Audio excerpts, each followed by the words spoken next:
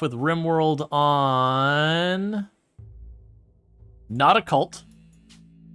And we will choose to load mod list from save. And then I'll restart RimWorld. And we're just doing that because I was doing kind of a fun little challenge thing for charity. We are still raising money for Games for Love. But rather than starting a fresh save at this time in the evening, we're just going to pick up on the one that we've got going on. Just because we wouldn't get far enough in the other save to make it really feel good. It is one of the classic things that just happens with RimWorld. Is this playthrough a cult? Don't worry about it.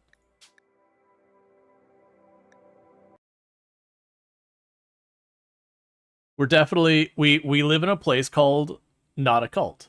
Oh no, that's right. The faction is called Not a Cult. You'll have to wait to see the name of the colony. Alright. So we actually checked. We've got our wonderful thing. I'm just going to generate everything now. We are going to do some of the Odyssey stuff, but we did start as tribal ritualists. So we're going to go back to our wonderful home called the Cult Compound. But we are not a cult. Don't worry about it. But we are... This is a very research penalized run.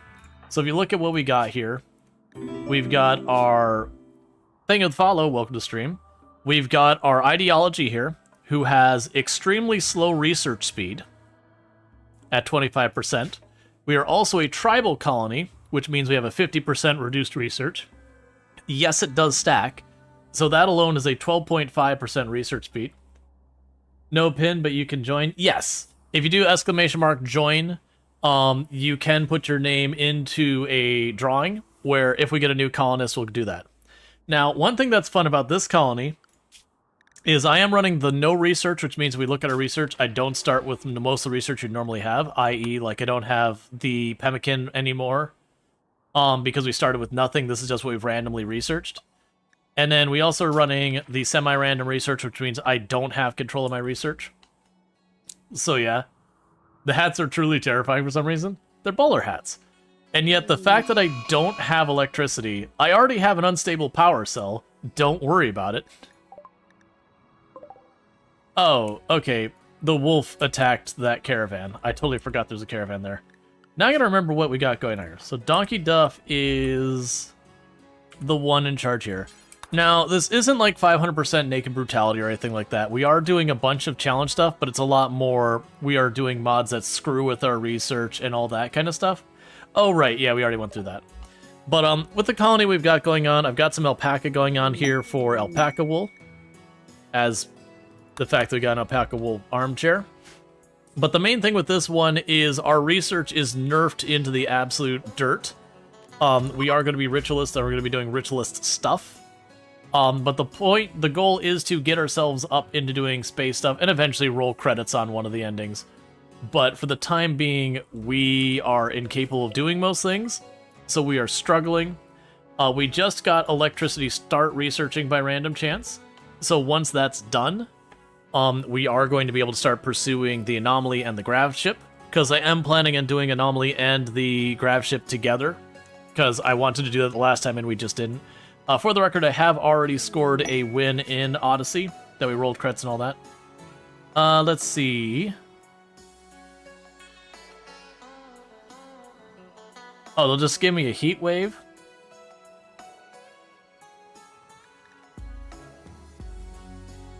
I'll take a helmet for a heat wave. I can live with that.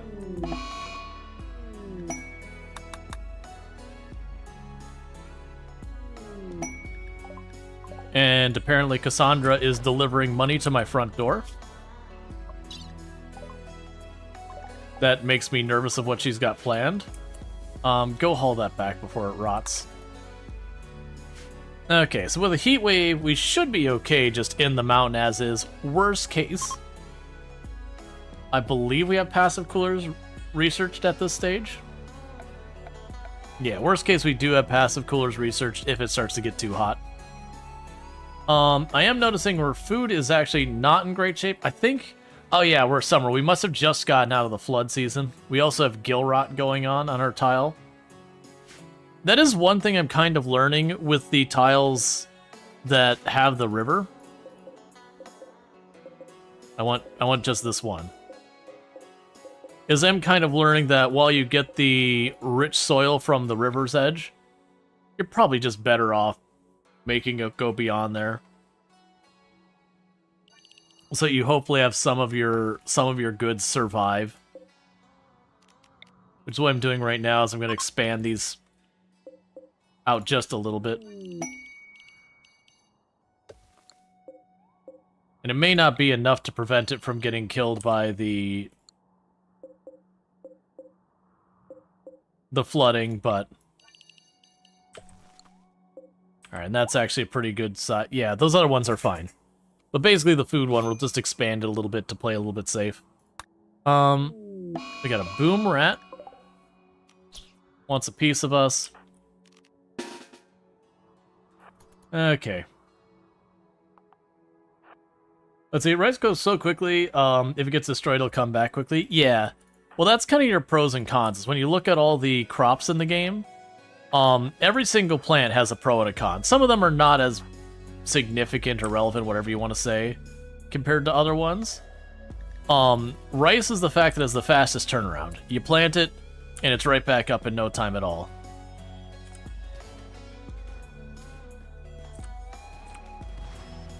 You gonna try building a wall? I think the wall will help. It'll look weird with the wiggle. I do think that's probably your big answer, is to enclose the river as best you can. I'm not too worried about it because I don't plan on living on this tile forever. We're basically going to be waiting till we get the grav ship stuff, and then we're going to try and become a mobile one. We are going to be basing the colony ship around... Cool. That's actually a pretty good spot for that to be. We are going to be basing around ritual, like the anomaly stuff and all that. So the only downside here is I don't have a choke point, but I do have a lot of people I could throw in the way here. It does appear to only be a 2 hive.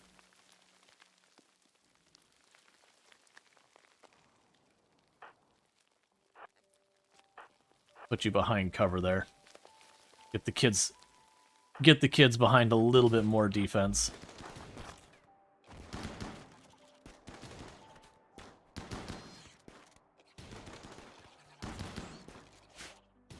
But yeah, no, when I did the Odyssey ending, I had of my colonists, every single one of my ranged colonists had a unique weapon.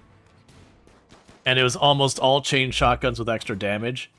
It was pretty interesting to see how that played when you could just go around, like something could come around the corner, you could hit it for like literally thousands of damage by just Death Starring it with chain shotguns and submachine guns. No injuries even.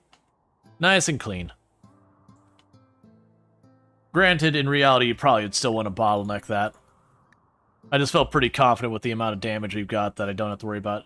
It is interesting that this is the first time I've gotten one so far. Of the unique gear I got, it was mostly like fire rate, accuracy, that kind of thing. This one here I got, I've been pretty excited about, that it has EMP rounds built into it. Sadly, it's got a decreased accuracy, which kind of hurts its value quite a bit, and a reduced range. What armor are they wearing? Right now, no one's wearing any armor. With a random research, we just don't have anything available yet. You're doing heavily modded, and you found 20 unique 6-shooters? Yeah, no, we found a good couple of, like... If it's full damage and still EMP rounds, it's that one powerful weapon. Oh yeah, no, that was, I was making the comment, the thing I would love to see is something like the machine gun, the assault rifle, anything that's got a decent amount of chance of hitting a bunch of targets or whatever, with EMP rounds. Yeah, no, the reason we didn't get a scratch is we have... Our melee pawns are all pretty solid. This is a legendary and a masterwork Gladius, and a Zeus hammer. And they've all got pretty decent melee skills. Not amazing, but they're... I mean, I guess you don't. But you're new. But, like, they've got relatively good... I mean, actually, take that back. This one's got a vac helmet, but otherwise no armor. It was mostly we just tore stuff up on its way in. Yeah, we're excited to get electricity online, because we're still researching that. And as a reminder, I am researching it at about 12.5% the normal speed with what we've got going on. We do have quite a few kids here who can't really help out with that. But the colony's relatively stable. Food's not amazing right now, because we did just have the flood. I am learning that I underestimate how damaging that flood is. It's effectively like getting cold snap or... Well, actually, not even cold snap. It'd be more like toxic fallout. Where you lose all your crops in the field, kind of thing. You just don't have the side effect of all the animals dying on the tile. And that's if you're using the area right around the river, which I am, because it's rich soil. Now, downside is I won't be able to have super convenient sustainable power. And the reason I won't be able to have super convenient sustainable power is we won't have the chem fuel refining right away. I won't have batteries right away. All that stuff. So the best I'm going to be able to do is make it a wood-powered ship. And the added consequence I'm also going to have there is not being able to get chem fuel easily. Now, granted, I do have a boomalope here, and I've held off getting more than one. But we might want to get 2 of them. But that means what I'm going to be doing to travel is, like, going from one place to the other, landing, and I'm going to have to wait till the boomalope make more chem fuel while we're researching. I do want to get us moving relatively early on, though, on the ship. That said, I got way more people than I planned to have. I had actually planned to be far fewer. But we had a group of 4 refugees show up that all 4 of them were good. So it's kind of hard to think. Can't you bring the boomalope on the ship? I can. It's more of the throughput of the boomalope. The boomalope does not make a lot of chem fuel very fast. So it's a source. It's just, you know, not a great source. I don't remember who we were worrying about converting. Gotcha. So I got the 2 kids over here, and then Illy's pitch. Probably convert the kids first. But yeah, so the boomalope is a usable thing that will eventually get us to where we can go to the next place. It just takes time. I'll probably still take 2. It's the very least you could do is butcher them for food. Yeah. No, I could definitely, like, that's a thing. I don't want to bring, like, a breeding pair or whatever, but I would definitely see bringing 2. It's more the challenge of, I only got so much ship. I got 430 tiles I can build of ship at the max. And I gotta fit a whole lot into that 430 tiles. Because 430 tiles is about that big. And yeah, you'll have a couple gaps in there, so maybe you get something like this, including your gaps. Because I tend to make my ships very asymmetrical. That's a deliberate decision. So if you think about like the way a lot of people do ships, honestly, the way I've seen people doing ships is a couple of things. You'll do stuff like this, where it's just a flying brick. Nothing wrong with that, it works really well. You have people do this kind of thing where they'll make, you know, this is gonna be a very sloppy looking ship, don't mind me. I'm trying to do it fast. We'll do something like this. But like symmetrical. You see lots of those where they try and make it look like some kind of fighter. And then a really popular one right now is to have your ship.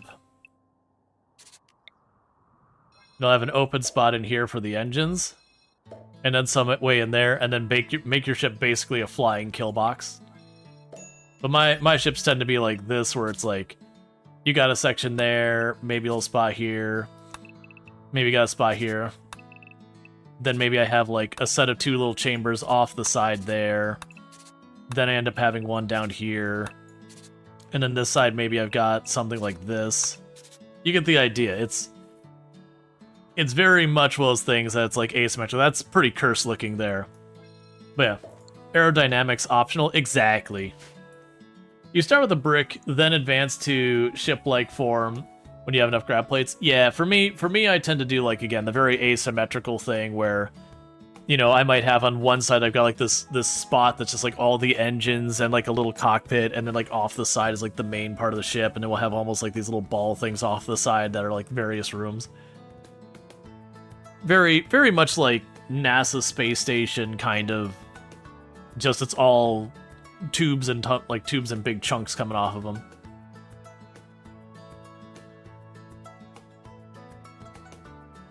Most ships look like 6 freighters that got dismantled and pieced together in whatever way they could fit. Yep.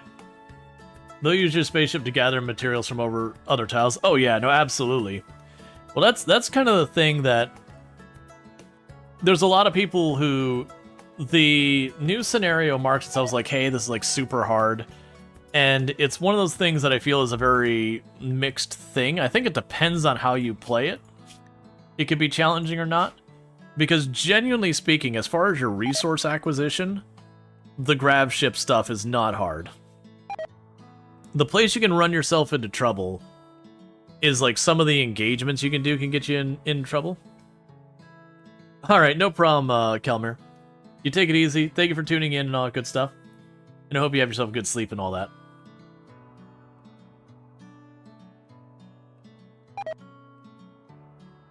That hospital mod, I could see doing a challenge run around that. I'd have to tinker with it more. I feel like that's one of those mods though that you kind of just accept the balance. The balance is something you're gonna have to manage yourself. Okay, so we got mechanoids arriving. It is a group, is that Forsythers? We can do Forsythers. They're gonna prep for a while, that's fine. Oh yeah, and as far as where I mentioned... Take a sip. What's the worst that could happen? Sorry, and as far as where I mentioned I got that unstable power core, there was a mech cluster that landed up there. It was just like 2 or 3 turrets and like a lancer and a couple of militars and all that. And so as well as things that we basically used people to aggro them, then finished off the lancer and the militars, and then just slowly systematically used the smoke grenades to get up there. We walled off the unstable power core, then destroyed all the sentry guns, then tore down the wall and took the unstable power core. Okay. And thank you for the follow. Welcome to the stream. Alright, so let's go ahead and get all of you here. And get all the kids and all that over here. And finally getting to properly put this EMP revolver to the test. And I'm also noticing with what we're doing here, I'm going to need a little bit more bridge.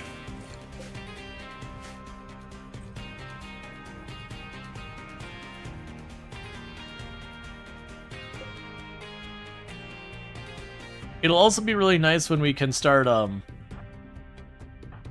going farther with stuff.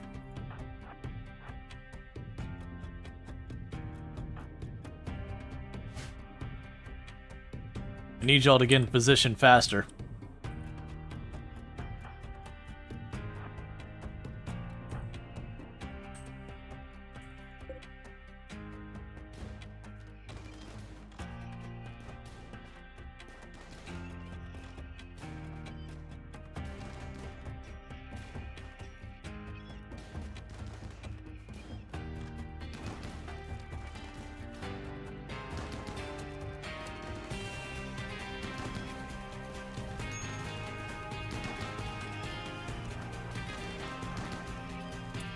Okay, so we only got 1 hit against us. How bad was it? Actually, it's 2 hits. Solid hit to the torso, and was that the leg? Yeah, solid hit to the torso and leg, but not bad. Didn't lose it, which is always a concern with Scythers. That you get like 1 tapped and that arm just pops right off.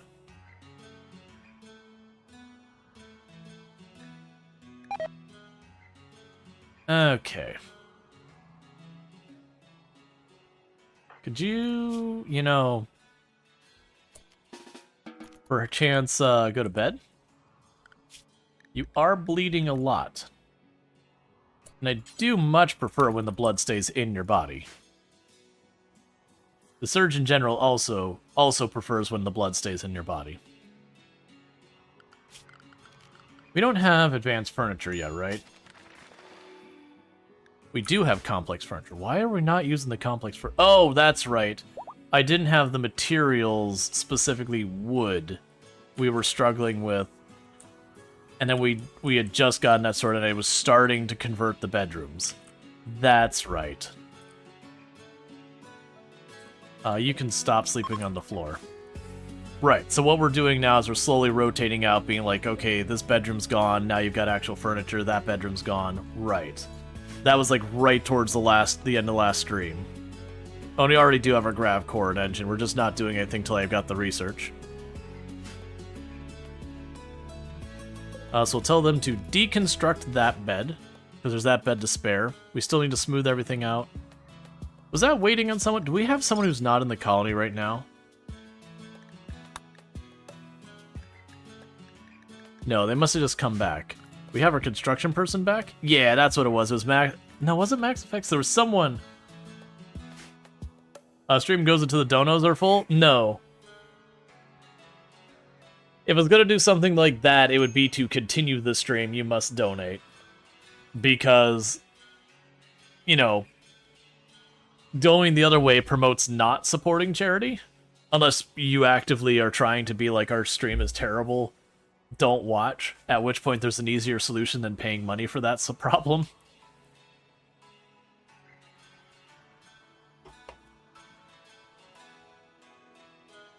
Alright. Oh, and we are working on our Hollow Heroes here. Which basically we're getting one statue of each and every colonist in here. Since you can't control who they make the statue of, though, it ends up being interesting. The added fun interesting thing is because it's at like what stage they were at the time you got it. You can see where some like the technology changes and some of the stuff goes. I think that'll be a fun touch. It's gonna probably feel like a very Warhammer 40k-esque ship where we got like a ritual room. There'll be like this big column, like this big, you know, ideology room with all the statues in it. Total waste of space from a min-maxing and efficient side of things, but that's gonna be part of the fun. Doing some cursed suboptimal things. Okay, so that's right about to be grown. Because I am noticing our food is low. We do have a few berries laying around. But just needs to last for like one more day and then that rice will be ready.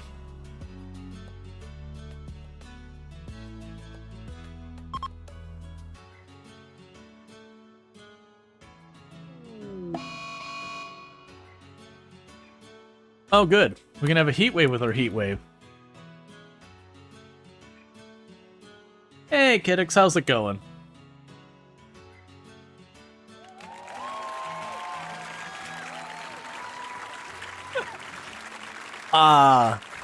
Thank you, Allison, of committing the violence of doing $53.29.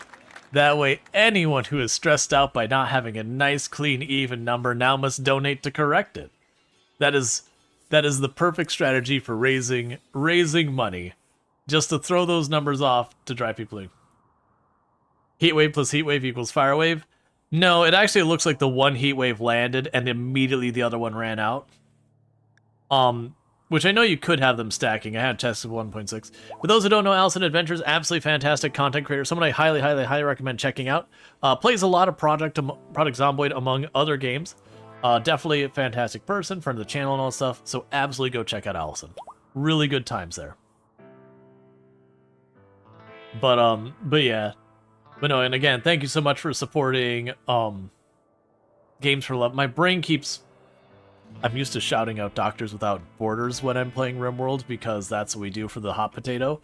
But yeah, so very much Games for Love, though, is a very wonderful organization and all that. Definitely recommend. For the record, not being compensated in any way for it. Like, this is I am doing it entirely to raise money for that cause.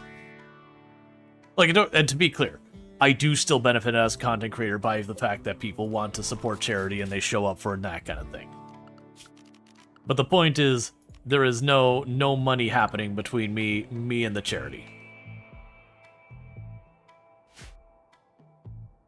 Alright. So one downside, yeah, I'm gonna have to harvest. I was trying to avoid harvesting any of this early, but that's okay. We're gonna go ahead and tell him to do this. Who the heck was my growing person? I spent just a short time on another colony, like 10-15 minutes, and then I just don't even remember who does what here. Alright. Cool. Food poisoning in the very first snack.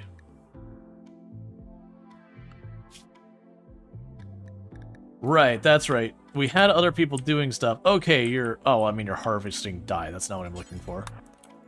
I saw harvesting and I got excited thinking we had food on the way. But that's fine, because we're right about to get our potatoes up, we're right about to get our rice up, and the moment that happens, our food's going to be locked in.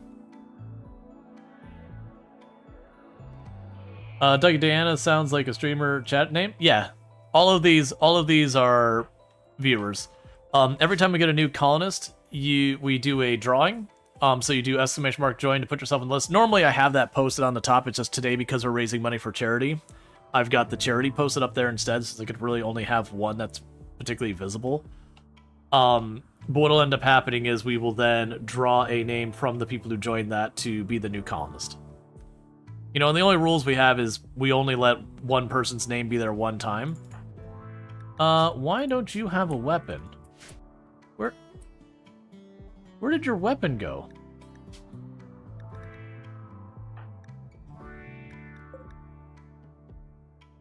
Oh, you probably collapsed from food poisoning or something. And I just missed it. But yeah, because we're doing the random research, the very first research we got was beer brewing from the random. So we're just like, whatever. It's fine. But yeah, so we're in pretty good shape. We're at just shy of $600 raised for Games for Love. Out of the 1,000 we were aiming for the entire stream. And of that, we're just shy of the 7 hours of the 9 hours I'm planning on streaming today.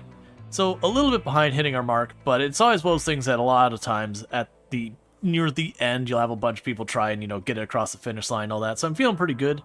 And even if we don't make it all the way to the full 1,000, that's fine. That's still almost $600 that's going to help kids in, children's hospitals. And, that's always good stuff. I'm not going to bother building the monument. One of the big negatives I've seen with the monument quest now that we can fly our ships around is the fact that they say you can't abandon the monument either, or, you take a penalty. That kind of makes you want to do those ones even less.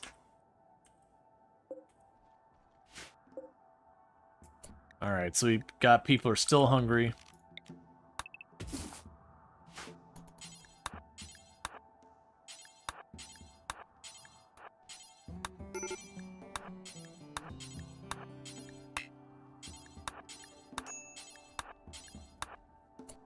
That's not what I want.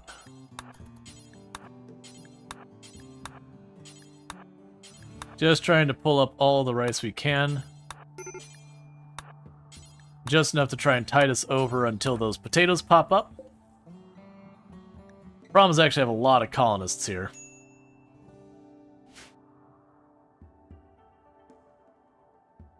But yeah, and for those who don't know, RimWorld is one of my most played games on the channel. It's probably been my most consistently played. I think I still technically have more hours in Project Zomboid, but it's one of those things that we had tons and tons of hours of Project Zomboid at one point. And then a long time without him. Let's begin the conversion ritual. I'm gonna try to do that to Parent. Because Parent's the hardest one to convert, so we're going to try and go for a one and done conversion. Otherwise, we're going to continue to work on the kids, because they'll be easier to convert the not ritual way. But the Parent, I'm only able to move a little bit because they, I believe, are steadfast. Effective. Sadly, that still is not very useful for our purposes. Okay, so the heat wave's over. That's good, because the heat wave actually does penalize your growth rate.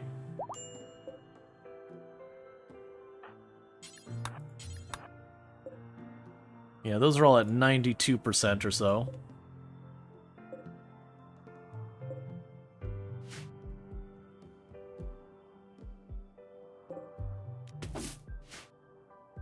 Alright, meanwhile, we've got our alpaca population exploding.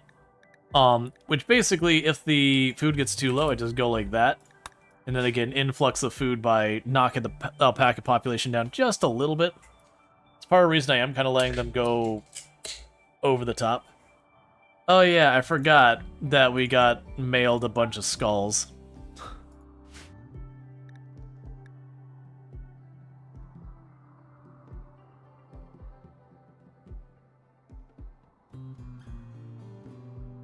Alright, and you finish tearing apart that room. We get the wooden double bed. And a sandstone dresser. And the sandstone side tables. And once that's built, we tear apart the other bed and we just work our way through.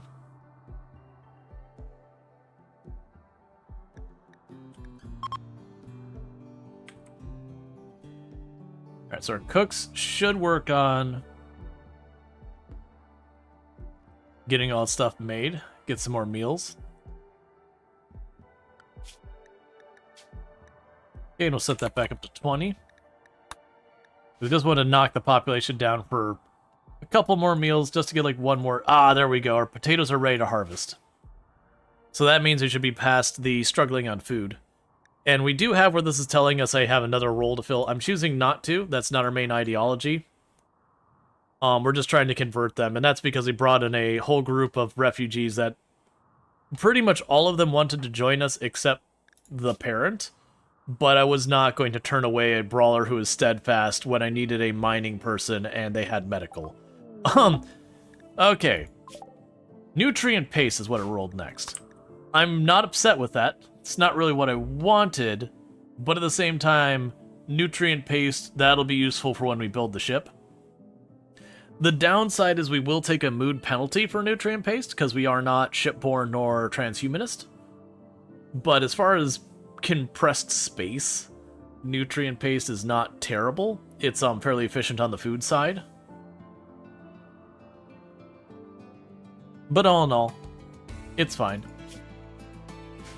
It is nice that we're actually getting researchers that are high enough skill now at 20 to make it so even with all of our penalties, the research speed is at least reasonable. It'll be really rough when we get to the very late tech that just takes time.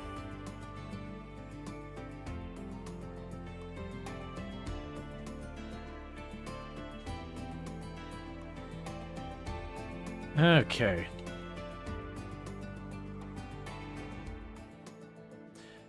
There's also another thing you'll probably notice I do. If you're looking at all these rooms and going, why are they colored this way? I do have a thing I just like to do in my colonies where once someone has their room as their bedroom, so this is like Zerk's room here, I would then go in here and say, Zerk's, their favorite color is black, we paint that room black. So everyone gets to have their favorite color for their room. Okay, so Lunar Bell is going to lose their bed. And it's kind of stuff like that. It's because otherwise your entire bases end up looking the same thing. Does it help your colony in any way? Absolutely not. There is literally no benefit to it so far as you don't get mood bonuses for this or anything. It's just a thing you do because, you know, room look pretty, and everyone knows aesthetics is the single most important stat in any game. You know, you got Fashion Frame, Path of Fashion, Fashion Souls, the many memes out there.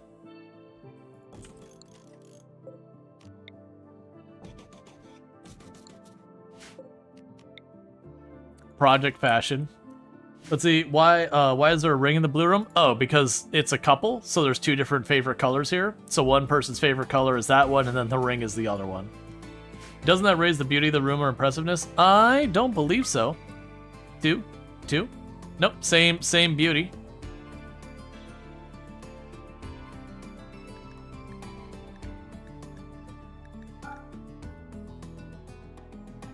Correct Warframe mention. Oh yeah, no, I remember. I haven't played Warframe since that radio thing came out. The radio thing just didn't sit well with me.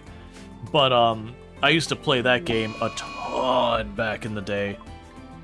But yeah, there's definitely a point where it's just like, how pretty can you make your stuff? Yep, you go ahead and start lighting everything on fire. No, get over there.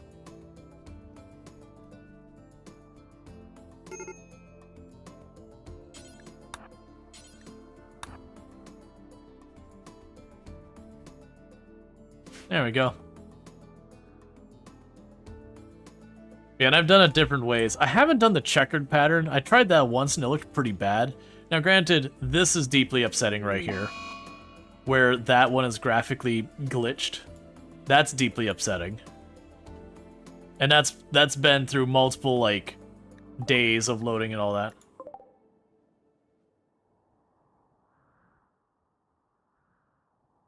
Oh, hey, there's fire. Let me go eat. Yeah, so unfortunately we got a lot of alpaca got plague. I'm not super worried about that. We got tons of spare alpaca. We'll save what we can. What we don't will feed us. Yeah, stripes wouldn't look bad. I haven't done stripes yet. Yeah, because I've done it where it's like 50-50. This is the one I do the most, where I put like the outside border one, then the inside one, and then the middle. The checkered pattern looked really bad. Because like, you can kind of see where it blends in a little bit, so the checkered pattern just looks kind of weird. But I could see stripes. Because it'd have that blurred effect, it'd just be fine. Alright, Luxray, you take it easy. Thank you for tuning in. Alright, speaking of which, Lunar Bell's room is all ready for dyeing. So Lunar Bell's favorite color is Dark Sapphire, which is not a color that's actually available. Because that's also supposed to be Dark Sapphire. Because weirdly, your favorite color palette in RimWorld is not the same palette as the colors the floor can be. So there's just a lot of colors missing from the colors you can make the walls and floor that you can have as your favorite color. Which bothers me to a degree that I cannot properly express.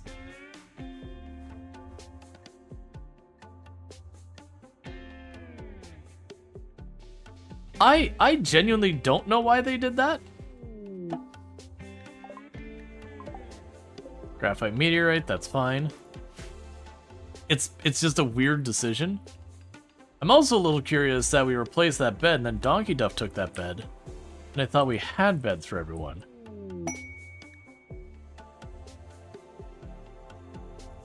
An engraving on this furniture represents S2D Vitez crawling across sun-baked dirt in the red, dry skin. S2D Vitez's clothes are tattered and torn. The image relates to S2D Vitez getting heat stroke on the 4th of August. Cool. I mean, not cool. It's heat stroke, so you know that's, you know what I mean. All right, Donkey Duff's favorite color is olive.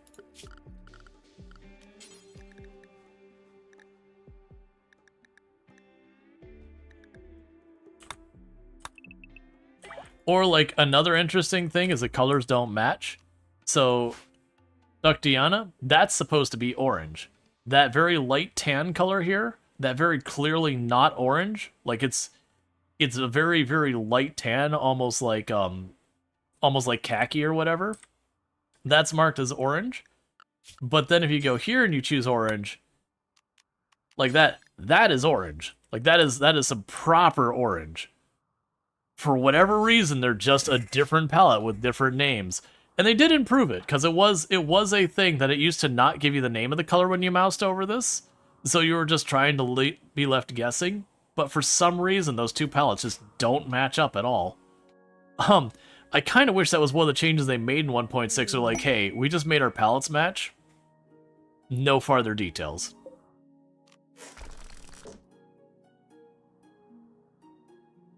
Alright, Andrew, you take it easy.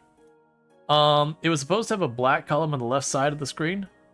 Yeah, no, that's just because I've made room for the bar up here for the charity. Otherwise, that bar goes right across here, and then you don't get to see the characters. So we just kind of shrunk the screen just a smidge to accommodate for the bar for charity. Normally, that bar is not there. So we're slightly letterboxed today. Because most likely the systems were developed at different times, the carpet being added along for... Oh yeah, no, absolutely, Kravik. But it's just one of those things that it feels like it'd be worth them consolidating. Oh, they didn't update the palette for the carpet. One could argue that doing a color array and then pointing carpet, clothing, etc. all to the color array would be better programming by your logic. Whenever a new color adds, it automatically include all of them. Yep. Okay, so next we got Death Rest. Cool, so we got Nutrient Paste and then Death Rest. But your programming knowledge and all the more. Yeah, no, you could have a common array or whatever you're using for your system underneath it. Yep, and I got reassigned back to Zerx, which is perfect.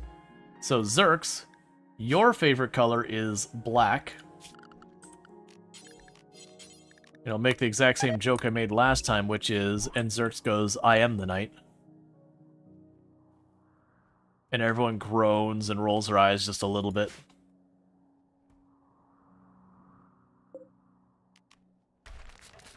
So get rid of the next one, and slowly moving people over into proper beds.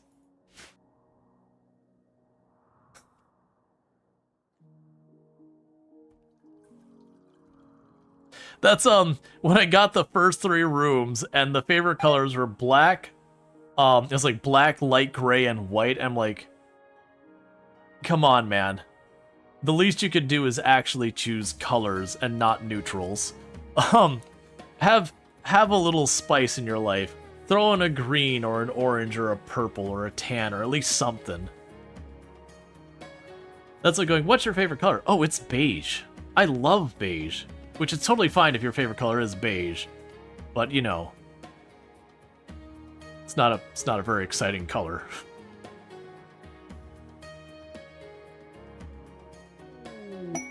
Alright, Inspired Surgery. I don't have anything I need surgery done for right now. Masterwork Dresser. Our food is in good shape now because we get all these potatoes up and we're getting our rice. So that's all getting sorted, thankfully. We need to go here and get the next bed in there.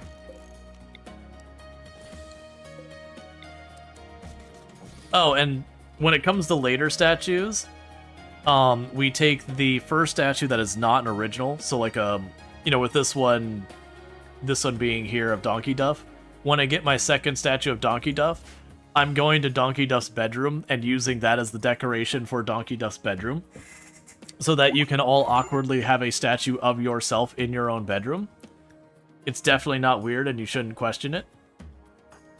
Why did you go down? Oh, food poisoning. Yeah, that'll do it.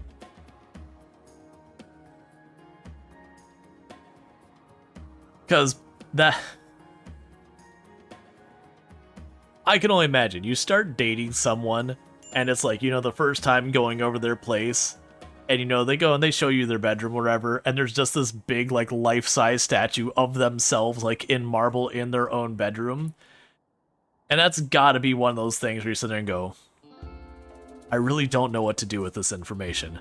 I feel like I should be having some significant reaction, whether it's running or something, but I'm not sure which one. Like, definitely feels... weird. I didn't make this. Someone else made it for me, I swear. And the truth, like, very genuinely, I would believe that. I would believe that. It's like, yeah, I was in a relationship, and they really thought it was a cool thing that they made this statue of me. And it's a good statue, let's be honest. It's a good statue. But, like, now I got this 200-pound marble statue, probably 400-pound marble statue in my bedroom. I don't know how the hell to move this. Where do I take this thing? It's, you know, it was expensive. No one's going to buy a statue of someone else. Plus, I don't want to sell it because that feels weird. I can see that being one of those things that you end up with and you're like, what the hell do I do with this? Like, it's here now, but what do I do with this? Alright, go get your gun back. So that way you get your mood bonus because it sprays fire.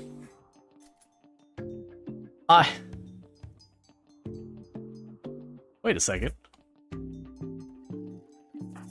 One second. Alright, we want you to switch to this room. So this is Kiona Chick. And you're... Who are you hooked up with? Donkey Duff, right. I see what's happened here. For whatever reason, Kiona Chick and Donkey Duff didn't go to the correct room. I was seriously like, I should have an extra room. What's going on? The couple, for whatever reason, split up beds. You want to dump pollution? That's fine. I don't want it. Not right now. I'll do the pollution sometimes if the reward is good enough, but there's a thing that, like, it seems like the vast majority of rewards I'm kind of with. Well, in this case, we can go ahead and cancel painting this room because the person I was painting it for already has a room.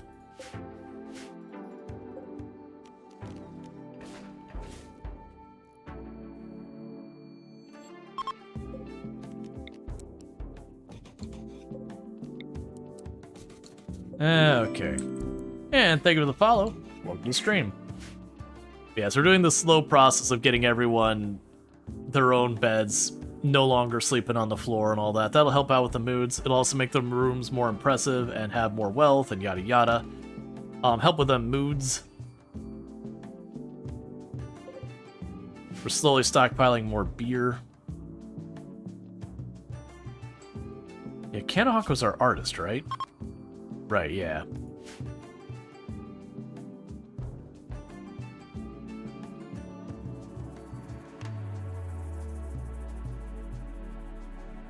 So what I'm going to do here is, for right now, I'm going to mark that as medical. So that way we have the people who I take them out of their bedroom. They're going to go right back into it. There should be wood laying around. I'm not seeing it, so let's make sure we get that. Oh yeah, there's still wood up there. That's what I've been doing, is I've been just clearing out all the wood in the alpaca pen, so that, you know, we get rid of the trees, and then the idea being hopefully we get not trees in a lot of that spot. I have no idea the way the generation works on that side, because just Wells things you don't worry about. And my guests would like half my money. Cool, man. Yeah, sure, I'll give you half my money. And Shambler Assault.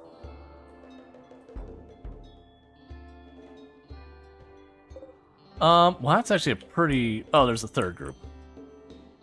Well, I would give you half the money, but the reality is you're about to die. Because you're not bringing stuff, and even if I get that to you, those Shamblers are eating you. So for right now, we're going to get in position here. And what's going to happen is those Shamblers will attack the walls and all that. I'm kind of hoping to draw them down here far enough that most of them go down here where I can fight them in this area. Oh, good. I just didn't want them to carve through there. They'll probably attack that wall. Okay, so they're all bunched up there, which is perfect for me. Because if they're still on their way, let's not go up the river. Let's go through the door.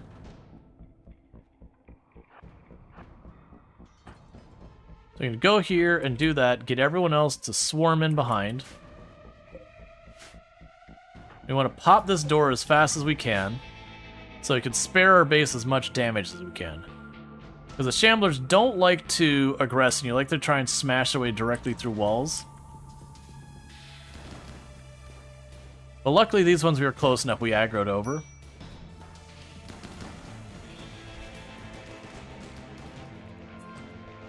Okay, and that one, we got a couple of them heading over our way.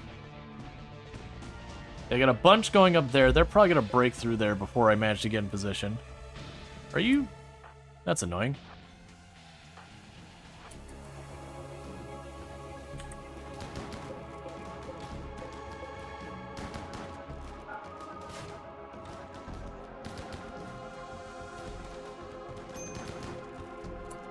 Okay. And how are those walls doing? Okay, so that wall's about to be breached. So let's run up here to try and get them to use that bridge towards us. Yeah, so the rest are all bunched up there. That's going to be a little rough. Yeah, there they go.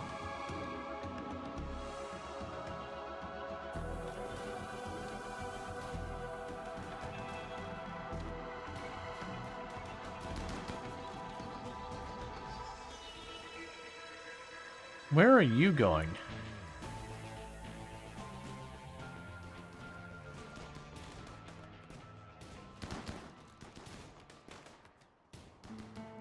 There's a second group.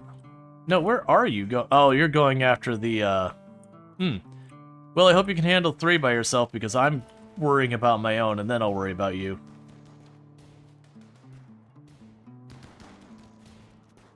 And all the mood breaks because everyone's seeing rotting corpses.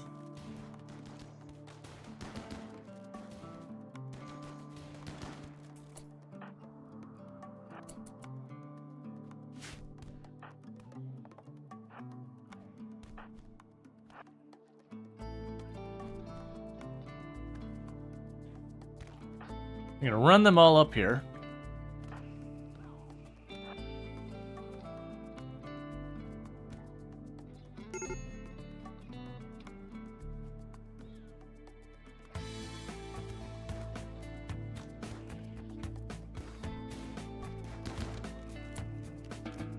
Okay, so I got all them. Meanwhile, you're not too upset. We'll see if we can't give them the money for the charity, because I've gotten some pretty good charity rewards now. Yeah, no, honestly, they handled that better than I thought they would. They're pretty scratched up. They might go down, which would be a bummer, because I think if they do that, it'll say, like, guest harmed or whatever. Yeah, you're probably going down. Deal maker. We'll deal with that in a second. Come on, make it off the map before you collapse. Pretty close. Right there. Yeah. Because that's not my problem. Okay, deal maker. So you are a perfect pawn.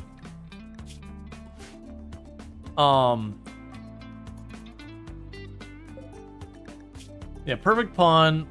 You know, industrious, fast memory, learner, beautiful, all that. And they usually will always have something negative that they have going on with them.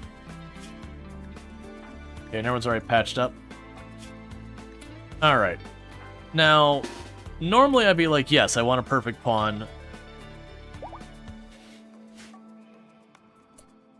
Hey, Azrael, my weekend was good. I hope yours was good. Can we get a shout out for Azrael? I shouldn't accept this person. I really shouldn't. But I do actually want that. Because it's going to make too many people. I'm going to accept them. I shouldn't, and I know I shouldn't.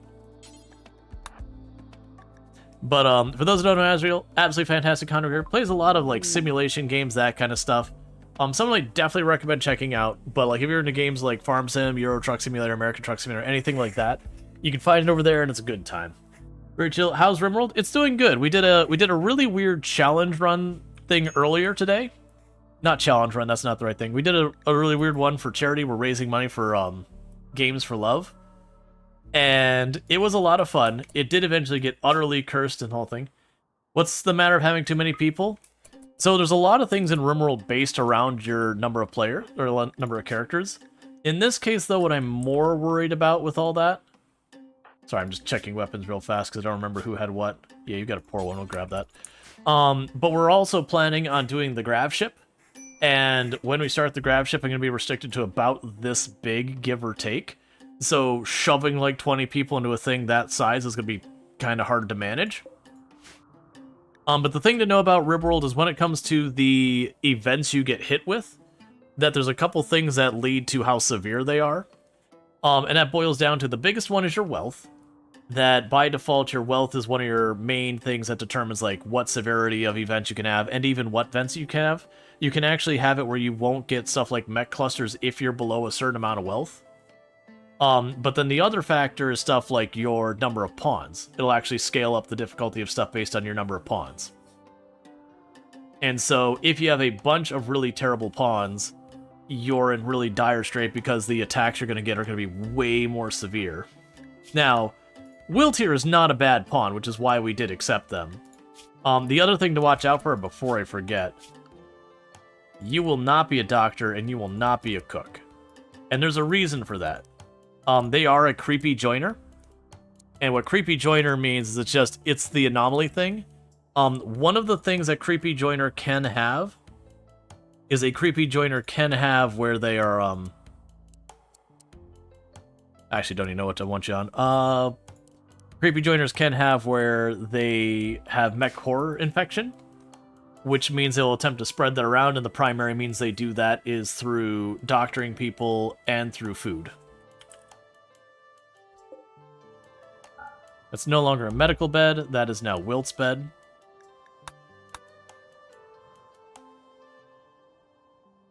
But yeah, generally speaking, and plus, in all honesty, for me personally, like, this is a fine amount right here. If I get to the point where I'm starting to push into second row, I find the game a lot less fun when you're looking at those very significant populations. This one is beautiful, so watch out for them wooing people. I will be keeping them in their own bed.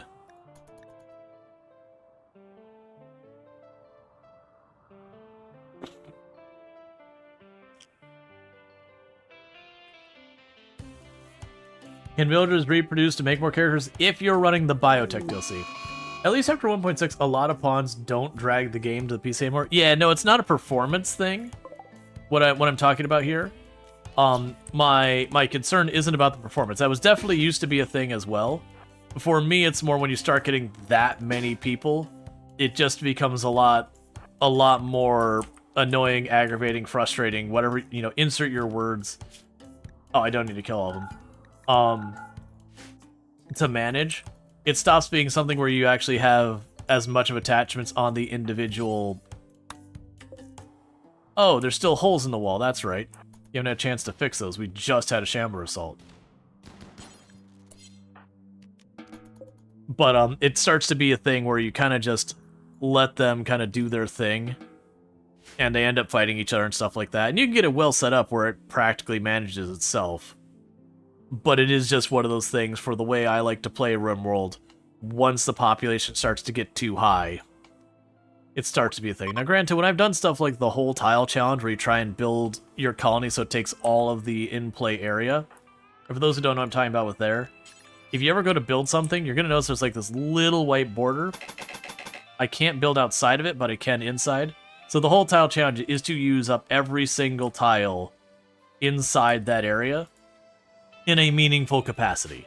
So I can't just go, boom, grow zone, I'm using it. Like, I can have grow zones, certainly, but I have to actually be utilizing those grow zones for, like, actually working them and that kind of thing. So challenges like that, you do genuinely get to the point where you really do have to have that many pawns. But generally speaking, that's kind of the only exception. Because also once you do there, like, this row becomes like this size, it can be pretty hard to see what's happening. That's a really cool looking title. Yeah, no, in 1.6 they changed the world gen, so this is just a mountain, or like, yeah, I think there's just mountain with a river. It's interesting because it used to be that a lot of the maps, they just wouldn't generate that big of congruous mountains in 1.5 and past. And I think it was a deliberate decision to avoid having like the one giant, like you could have only one way to be attacked and all that. But I think with all the changes they made over the game over the years, I think they changed the world generation, being like, you know, that's not that big a deal anymore, too. Like, letting people have their diggy hole base isn't as big a thing. This furniture is engraved with an illustration of Kionachik working on electricity research project with a look of gleeful fascination. Kionachik is sweating. The work is infused with the idea of destruction and is done in a figurative style. The laughing head of a dying town councilor watches over all. This depiction relates to Kionachik finishing the research for electricity on the 11th of August. Maximum effect. Are you doing okay? You doing all right there, friend? It's okay. It's okay if you need a minute. But you've been dipping into something we got in the storage room?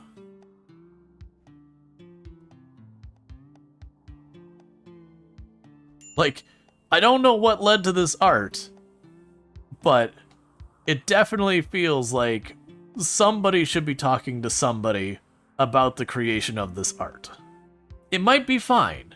It might be fine. We just want to make sure you're okay. That is... It's like, she's excited about the electricity. It's like, cool, we're on that. It's like, a counselor's head is screaming over destruction. You're like, what? Was this counselor highly opposed to electricity or something? How did we get here?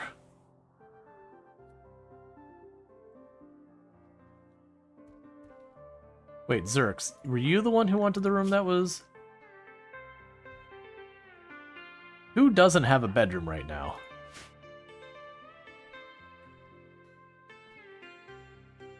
Oh no, I should have one spare bed. That's fine. No, I shouldn't, because we had one spare bed and then Wilt joined. Also, I need to be converting people.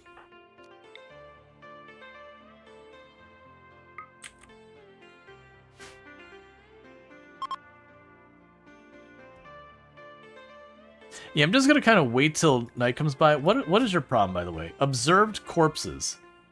Wielding heavy submachine gun. Ah, so our people are mad that are our new recruits because of all that.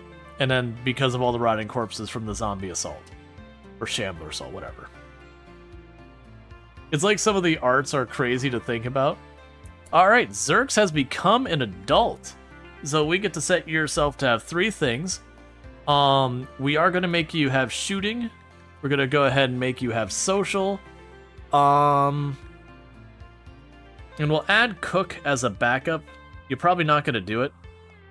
And as far as your stuff here, so ascetic can be nice if you're going to have like really not great things. Greedy is obnoxious. I'm going to go with no trade on this particular one. Ascetic has its place, but in this case I'm going to go ahead and just take nothing. Yeah, because Recluse will already be at the point they'll be taking a mood penalty. All of these are bad. I'm sorry to hear that, Darth. I hope your headache backs off on you. Oh, and go here. And then with that, Zerx, it means you no longer get a schedule of nothing but fun. And a Canahawk, I don't remember when you aged up, but apparently we need to take you off of nothing but fun. And work-wise, get those set. Right, and you're a crafter. And you can do research if you get past that. Oh, right, we're also in good shape for waking up anomaly stuff now. Mech Hive signal, that's fine.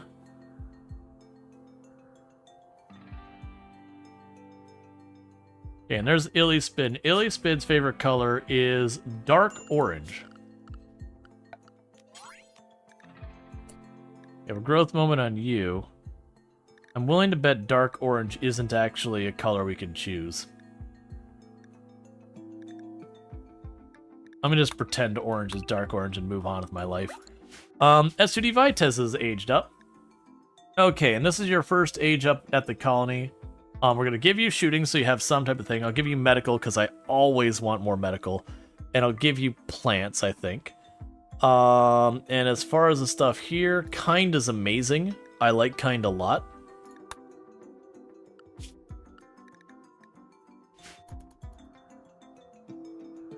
Kind just means that's much, much more insulting and other stuff I don't have to worry about. Great Altar Desired. I knew that was coming. Alright, so we're going to need to start smoothing out the floor in this room. And I don't know with the Great Altar, do you require columns? Because they don't always require columns. You require columns. At least I don't think they always require columns, though I've seen it a lot. So slate.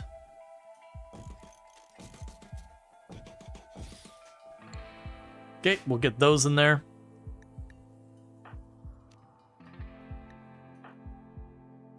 Oh, wait. Oh, that's you all. Warg hunting donkey duff. That is suboptimal. So donkey duff, I need you to start running straight down, friend. You're gonna be trying to meet help over here. That warg does seem to not be able to keep up with you right now. We are going to murder the crap out of that warg, though.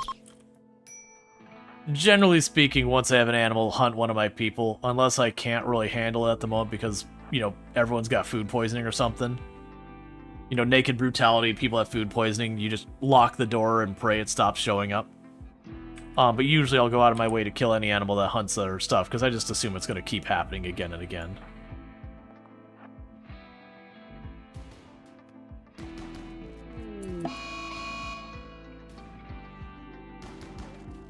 Alright, and handled. And now I never have to worry about that warg again.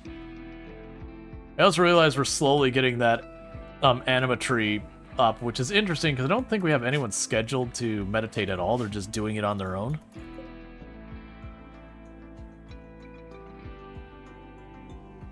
Okay.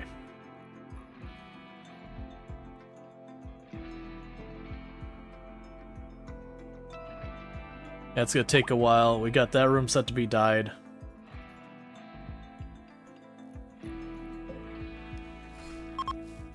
What's Canahawk's favorite color? Okay, so that's correct.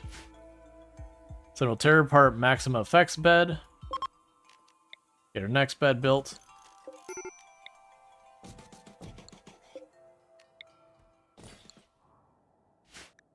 And you are upset about despised weapon. You don't have your thing. Yeah, we just need to keep converting them. As long as their ideology is what they are, those two are going to flip their lid. Illispid seems to be okay. They're the same ideology, but they're going to be a harder one to convert. So I'm saving them for last and just trying to use the ritual. Or not ritual. Yeah, no, it is a ritual.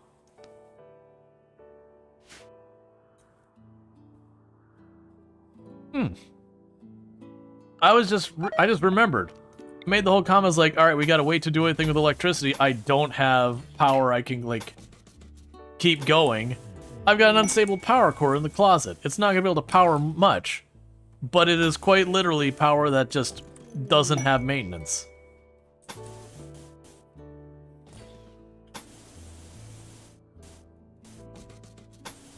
I'm not used to having an unstable power core way early in the game like this because, well, sometimes you get lucky and you get some, you know, decently enough. It's not normal that you sit there and go and snag one before you even have electricity available. Yeah, so once I get that wired up, we'll start putting some lights. Hey, Italics, thank you so much for the raid. I really do appreciate that. Can we get a shout out for Italics, by the way? Another fantastic content creator on the platform, plays a whole range of games, similar games to what we play on our channel, and all that good stuff. Pyromaniacs Invasion. Excellent. Let me go ahead and get that. So shout out for Italics. Also playing some RimWorld Odyssey and all that stuff, so good times over there. Again, check them out. Good times over there. Really good times with Italics. Highly, highly, highly recommend. And with everyone popping over here, I am Rual Storge. I do play a variety of games here on Twitch. I'm most known for my exploits in Project Zomboid, where I used to hold a world record for the highest kill count run ever streamed. That said, there's a past tense in that statement. But I am a variety streamer, and I do play a whole range of games, and RimWorld is probably my most consistently played game over all time on the channel. That said, today we are raising money for Games for Love. We've raised $593.29 out of the $1,000 I was aiming for. And for those not familiar with that organization, Games for Love does a bunch of different things, but one of the things they're known for is they bring in stuff like game systems and activities into children's hospitals, so, you know, kids who are in there for long-term stay, cancer, autoimmune disease, all that stuff, can have a little bit of normalcy, a little bit of joy while dealing with what's easily probably one of the most difficult times of their lives.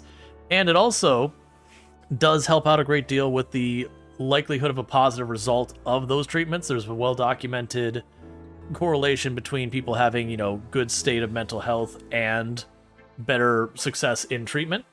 But that's not all they do. They also do stuff like, you know, these kids are also missing a lot of school because, again, they're in the hospital. So they do all sorts of STEM education programs and all sorts of stuff. So good times over there. But we are raising money for that, so you'll see the link on the top if you want to donate to it, as well as it'll be in chat periodically. But yeah, again, so check out Italics, all that good stuff.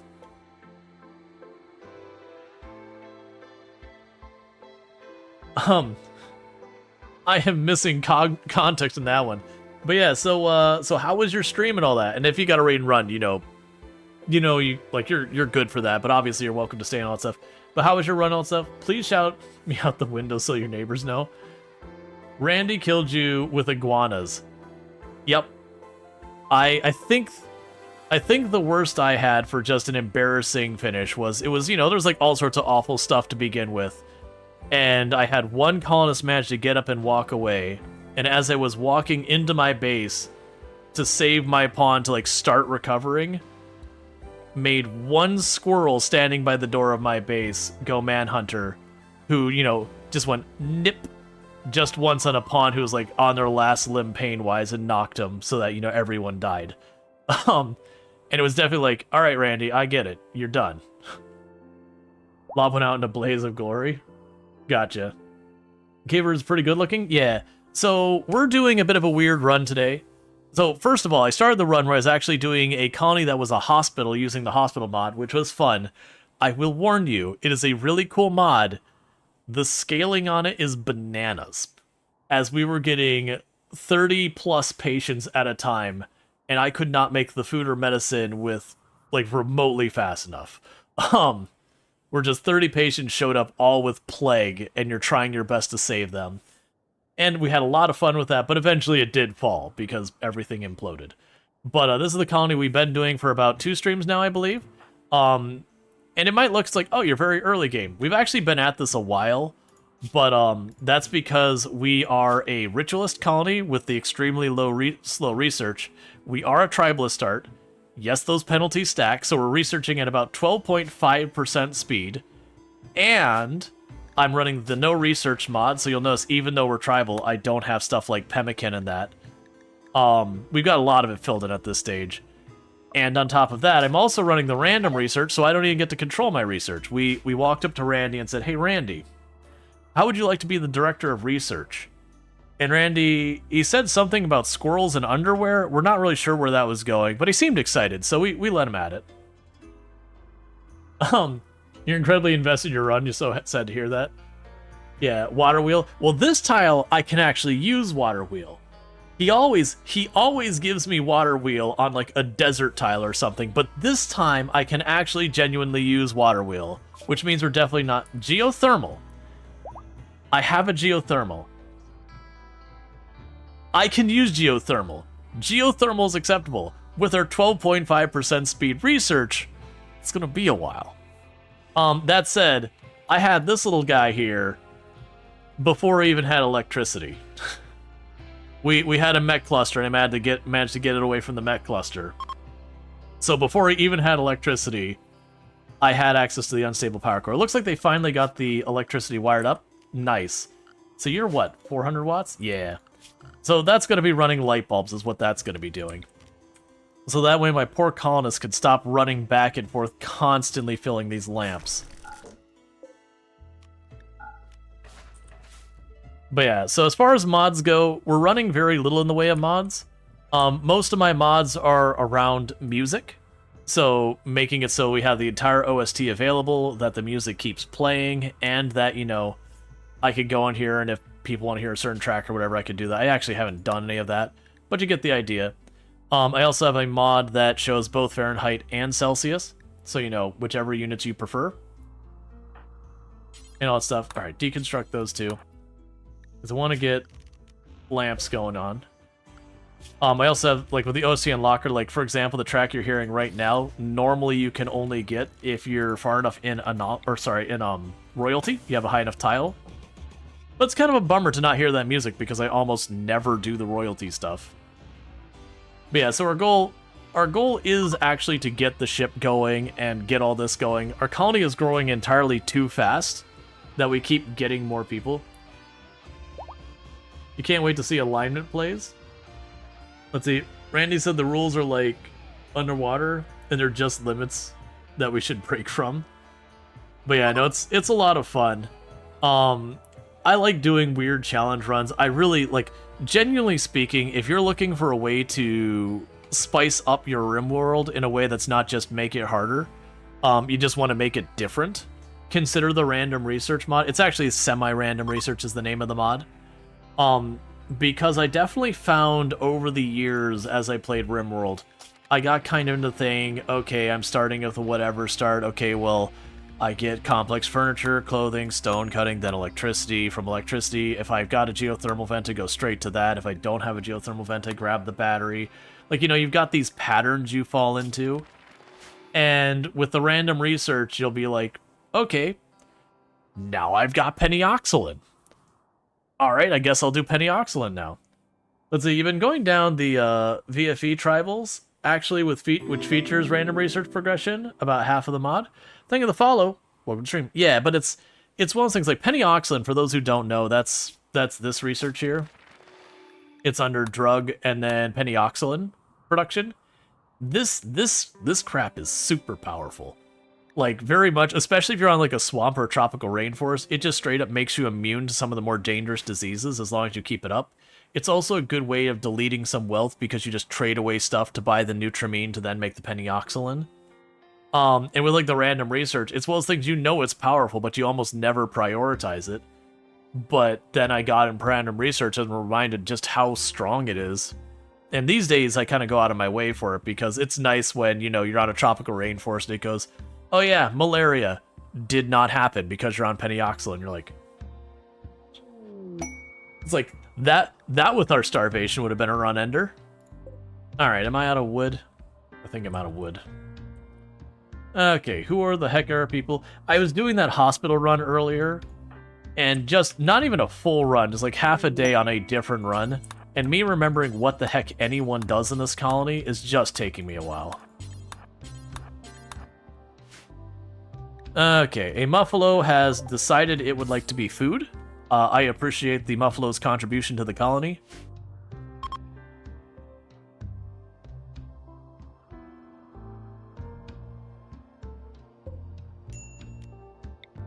Okay, and we can put a light there.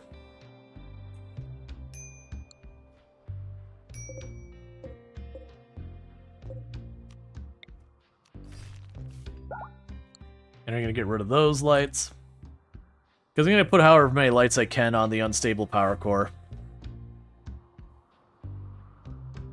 So that way we can get as many of these torches turned off as possible, because that'll save my poor people hauling all the time. Okay. I am finding, low-key, the river flooding is actually pretty bad. Like, the flood itself doesn't hurt anything. It's the fact that it kills your growing zone, because you're naturally going to be drawn to the rich soil. And it's like for a good week almost that your whole growing zone is just underwater. So in a lot of ways, it's almost like toxic fallout in the way you just lose all of your crops, and then you lose them for a while. So it seems like such a nothing burger of an event, and you're like, wait a second, I'm really struggling on food. When did this happen?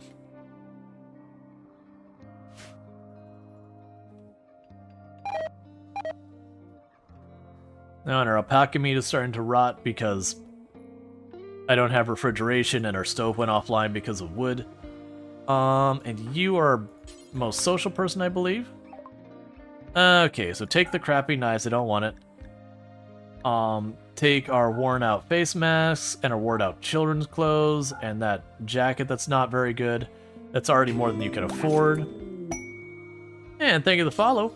Welcome to the stream. And I still have a lot, so I want to make friends. And if I've learned anything about making friends, none of this is true, by the way. I happen to have a large supply of things that we have produced, such as beer and smoke leaf. So, you know, that's probably fine. Oh, you know what? Yeah, we can get it. Only 7 more points and we're allied. Let's see if we can't make that happen. So how do you feel about a bunch of random clothing? Oh, wait, I need to be on gift. That's why it's not doing anything. And thank you for the follow. Welcome to stream. Well, how do you feel about a whole lot of random clothing? An auto pistol I don't really want. Can I get you enough herbal medicine to push you up to 7? Yeah. And allied. So we gave them a whole bunch of beers and smokes and sent them on their way. This is entirely what I should be doing during a charity segment. Reminder, we are raising money for children's hospitals. Well, a charity that supports children's hospital, to be more specific. Who I'm sure is like, this messaging does not align with our values. My bad. I had the hospital run earlier, and it was far enough in that it's like, okay, you know, we don't have enough time to really reset this up. We'll just jump into an existing run. But yeah. You know what I should probably do? Let's go ahead and take just a minute, really fast. Let's go ahead and play the video for the charity we're raising money for today, and then we'll get right back into this. So I know this will be a little bit of a derail, but it is good to like kind of be like, hey, this is what we're doing today. This is why we're here. So let me go ahead and cue that up real fast, and we'll play that. It'll be just like a little 2-minute video, not even. And we'll get right back to it. So I'm gonna go ahead and kill the music from the game, so we don't have music over music and making people's heads hurt. And then we can go here. I mean, you won't hear the music from the game. I still will. And all that. So we're gonna play the video for the charity, and I'll be back in a moment.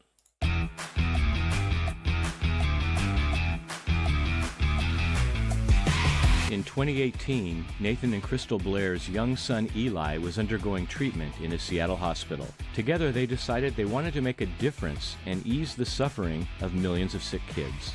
Games for Love has grown because of the amazing support of the gaming community. Games for Love. Games for Love. Today we've partnered with the Games for Love charity, which is an awesome charity that's committed to helping sick kids with their Heal Through Play program. Collaborating with some of the world's largest content creators, their charity streams help provide the donations necessary to bring the healing power of play into hundreds of hospitals. Today, we're in all 50 states and 11 countries around the world, with more coming on board every year. More than 3 million kids are helped annually, with an estimated 10 million hours of reduced suffering. Games for Love has received a perfect 100% 4-star rating from Charity Navigator. It only takes $1 to positively impact one kid on average through our 6 programs. More than 11,000 children have been treated internationally through emergent care, and more than 5,000 children are alive today that would not be here if Games for Love didn't exist. Tens of thousands of volunteer hours are given by professionals every year, with hundreds of Games for Love interns finding full-time jobs in the tech and gaming industry. By the way, Eli made a full recovery, and the Blairs went on to help millions of kids. And it all started with a simple thought: what if by doing what we love, we can make a bigger difference? Games for Love, helping kids for life.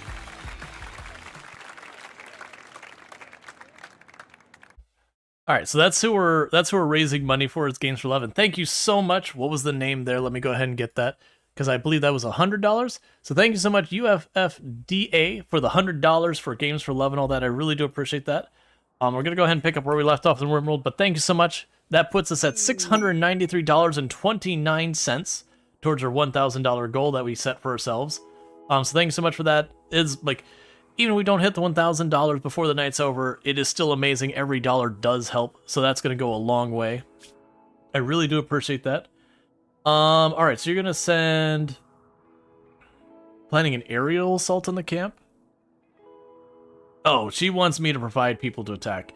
You want me to provide 7 people to attack, and 3 wasters would be no problem for us to take down. A marine helmet is really good. Like at this stage, since we're already allied, I'd take the marine helmet and the gold. I don't care about one or the other. Honestly, low-key, we could probably score some weapons, because it's only 3 wasters. And then, whatever, sentry guns. We'll do that. Our food is not in a bad state, because that was the last time we had one of those show up. I was not in a good place food-wise. Alright, so who are we sending? Let's keep you here, so, yeah. So, melee team, you 2 are going. Range team, we're going to leave our cook here. So Earth Rush Cody, or Earth Rush Stony is staying, and we'll say Kiona Chick is staying.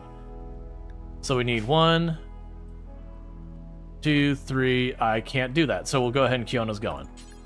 Alright, so get on the shuttle. Let's go knock out some wasters. And that'll give us a new helmet and all that stuff. That is great. Yeah, no, it's a cool organization. There's a number of charities we try to support here. But that's definitely one of the ones that I've enjoyed working with the most. This isn't our first time raising money for them. We've done so a good couple of times. Am I missing someone? Who is not on board?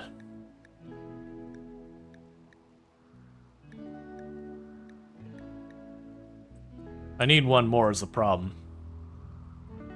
Okay, you're already on. Kiona Chick's already on. Donkey Duff's already on. Did I miscount? So I have 1, 2, 3, 4, 5, 6, 7, 8 adults. Oh. Hey, Wilt. Don't be a problem, okay, buddy? I need you to not be a problem. The grown-ups are leaving, and leaving the creepy guy with the children. And minimum adult supervision. We still have one of our actual colonists here, but this definitely does not seem like a good idea. To be fair, it's Ducky Diana. So, Ducky Diana can kind of hold the fort. It definitely was more than I probably should have sended. It's fine. Probably. Alright, so there's 3 of them. What do we got? Ah, that's perfect. It's nothing but tox grenades, and I don't see a sentry gun. You just gave me a free victory. Let's not accidentally shoot the Mega Sloth if we can help it.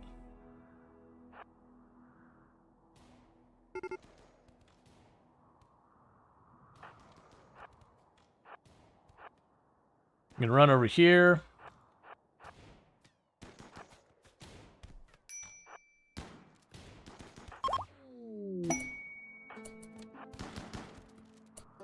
Okay.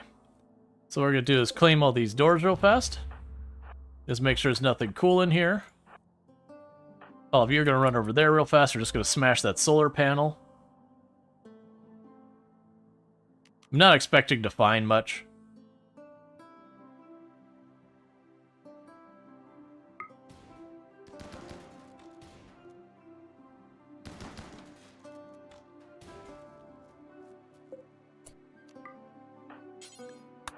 Cool. A singular component. And they're on their way back home. Well, that was easy. Meanwhile, we'll have you haul that back so it doesn't just rot outside.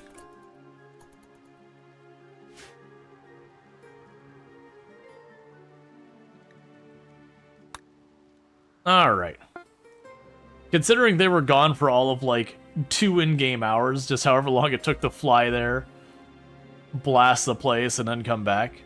That's pretty good, and we only got, like, 1 bruise. The Empire definitely had us overkill that situation in a pretty big way.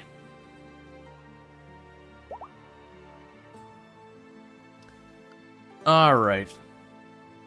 And the geothermal is coming along, just not as fast as I'd like. And eventually we will rename Wilt. Generally speaking, anytime I have a creepy joiner, which is a an event person, they have lots of negative things they could do. They can betray, they can have organ failure, they can have crumbling mind, and a whole bunch of other stuff. They can always just join or just leave. Until we know what the deal is, I usually won't name them. That way I don't, name someone who's going to immediately betray and die, because that's a feel bad man.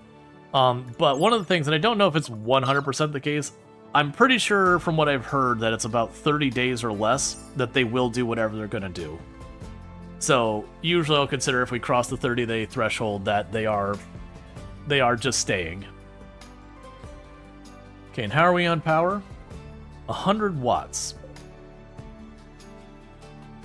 These lights are 30 watts? Oh, I don't have advanced lights. I forgot, these days I actually get the advanced lights quite often. So I was just a bit surprised that these things are sucking up so much power. So I got enough power for 3 more lights.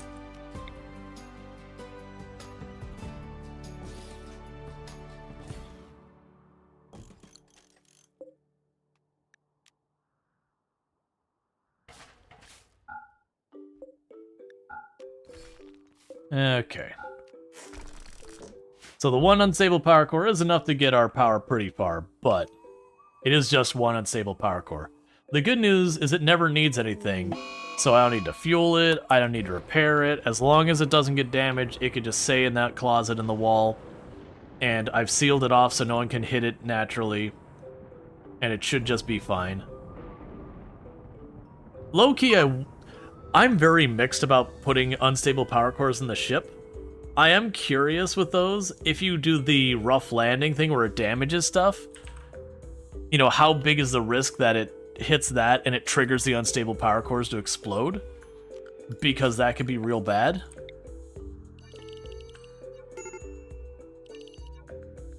Let's have them put out those fires. At the same time, if it's one of those things that's not that big a word, like it doesn't do enough damage that you can just have them pop in and repair it, that would be extremely good. Now granted, you get the grav core power, it becomes a moot point. The grav core power thing is like super duper powerful. Because it's 1200 watts that you just slap in there and it's done.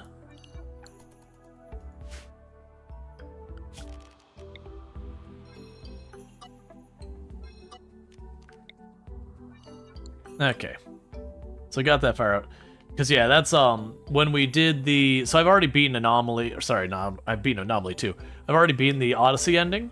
But when we did that, I was switching all my power over to the grav core, because you could just put this 1x1 thing, shove it in the wall, lock it off, and then it was just infinite power. Because you didn't have to do anything, so you just got more and more. Now, granted, it means you had to go to get grav cores, which means doing the encounters and all that, but that's not that bad. Like, very, very genuinely, I think as soon as I get the grav core power in here, I'm going to stop building up my ship unless it's a crisis, and just literally spend the time to convert all my power to grav core power. Just because getting rid of those solar panels or whatever you're using for your power that has maintenance and all that to it, to the grav core power, just is so powerful. And I'm planning on putting those, if I have them, towards the center of the ship. Protect them from any outside attack.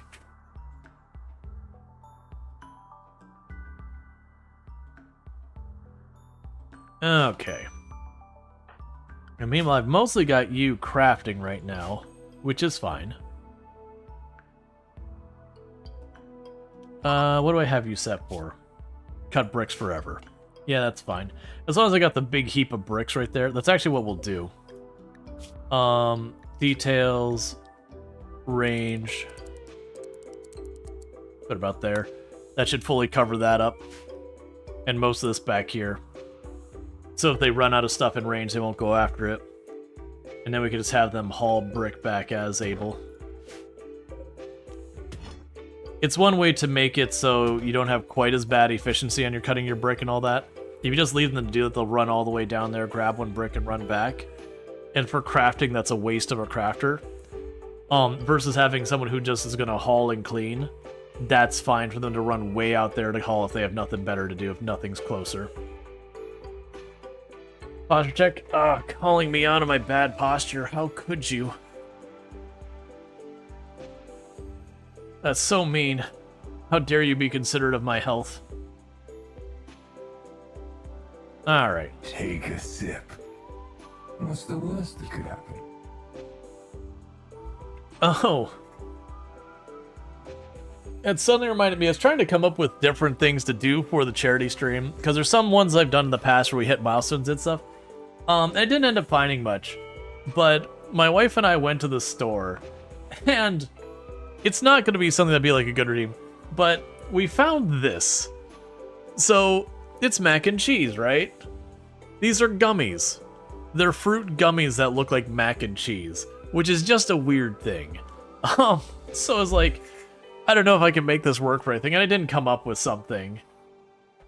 Yeah, for the record, it's fruit. That was the thing that was terrifying to me at first when I was like, gummies? I'm like, wait, are these cheese? Because cheese gummies sounds terrible. But no, if you read the bottom, oh, that's going to be yellow and yellow. It's fruit flavored. So I think they're just like regular gummies designed to look like mac and cheese. But it was still one of those things that, like, when I saw, I was like, what? Because of like gummy cheese, I'm like, you know what? I would try it. My expectations. You had those? I'd like to know what flavor you taste. I'm curious. Because like I said, I was going to try and come up with things to do for this. And I just didn't have the time. And I had an entire idea for a run I was going to do where we'd have refugees show up constantly that were all children, but I got it all set up, and it would only trigger at the start of the run and then never re-trigger, so I had to pivot. So what is this like?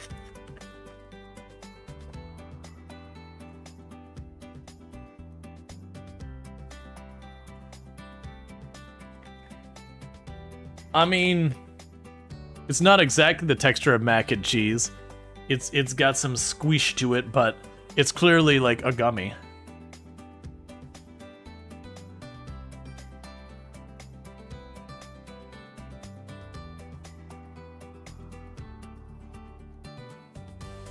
That is a hard, like it's fruit.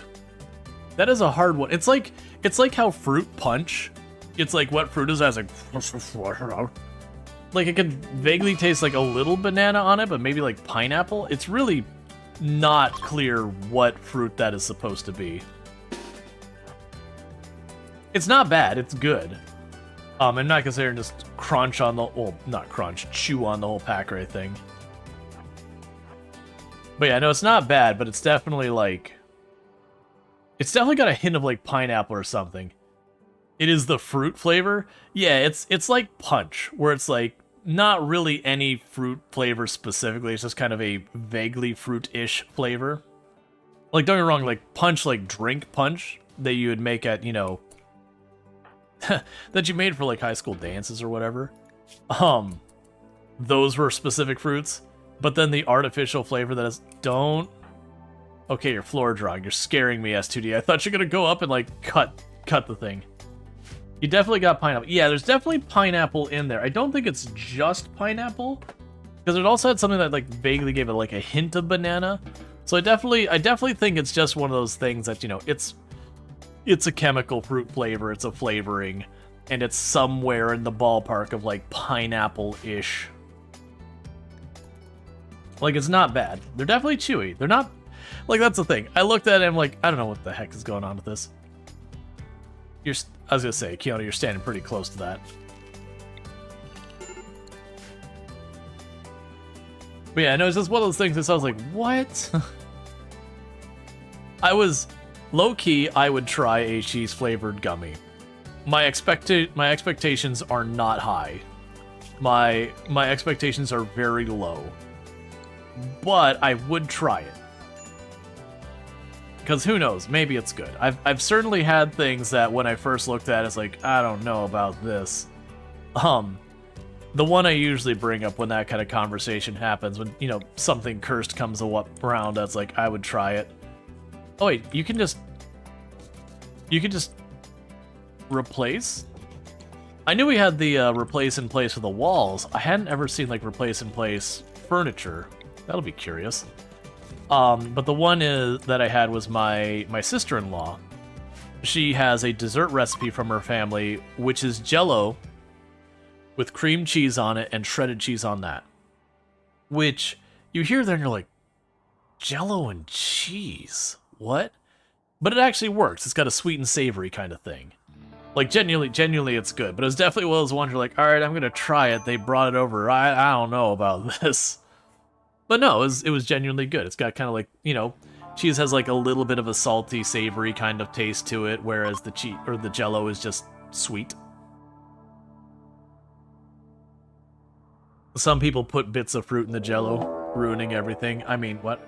Alright, we have the Yetkin are approaching from multiple angles. They're attacking immediately. Okay, so we got... Oh, I was about to be like, all melee. Okay, so we got one submachine gun and a Hellcat assault rifle.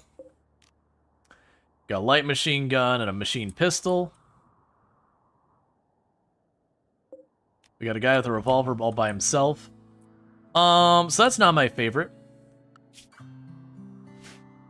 So by unusually clever tactics, they're going to run directly in there, and I'm going to run directly in there, and then we're going to shoot at each other from directly in there. And that is going to be the tactics. Most likely, I'm going to, like, kind of back up and draw them in. We're going to get the kids out of the way. They're going to be ready to support.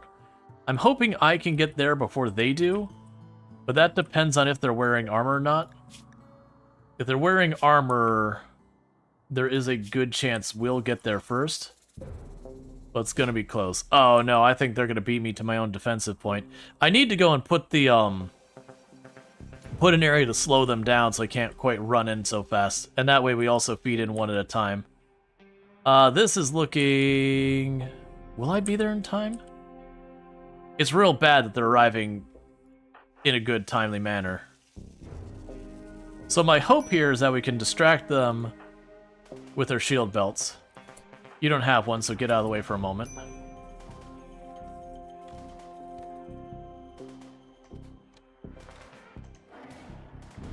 That is bad. Back off, back off, back off. Children, run.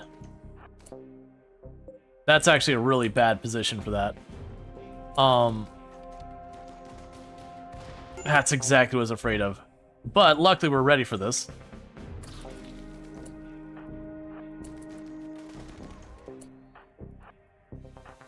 Get back behind that cover again. And you got a shield belt? Okay. Back you off. Keanu took a hit while retreating.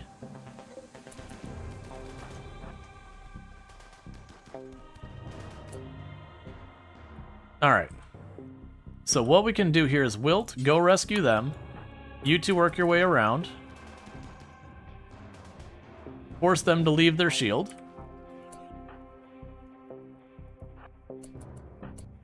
Children, be ready to help.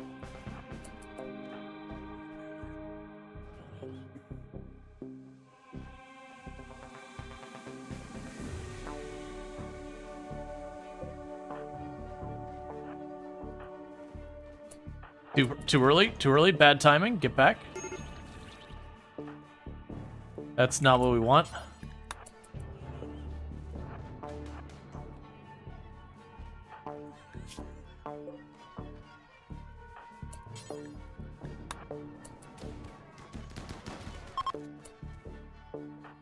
Okay, we got one of the groups fleeing.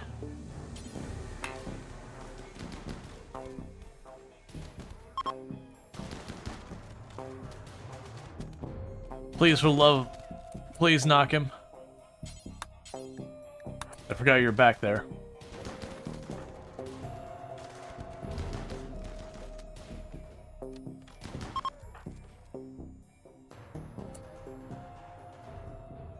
Okay, is that everyone? We got the one with the revolver out of here too? Okay, so that was definitely not a good fight. So what we need to do is we need to get these fires out. And the other thing we need to do is we need to rescue the injured. How badly are we looking? 19 hours, no immediate danger, 5 hours. So you're the one who's got the worst. So Kanahawk, go get Illispid, wherever they are. There they are. Kiona Chick, how badly are you? Where are you, Kiona Chick? No, seriously, where are you? Okay, you're there. Oh, Wilt's already got them. A rescue you can.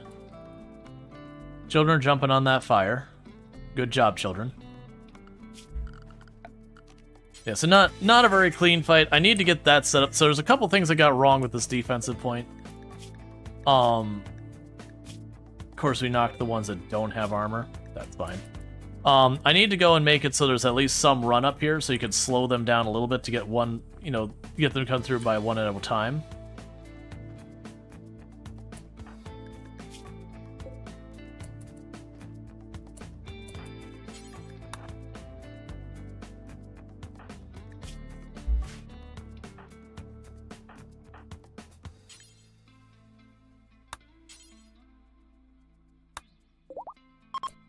Oh, there's still a hostile boar here.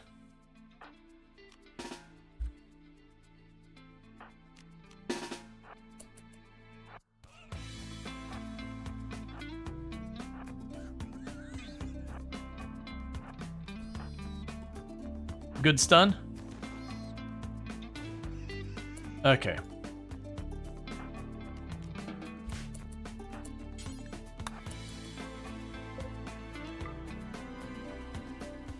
Alright, so I missed that there's still that boar alive there.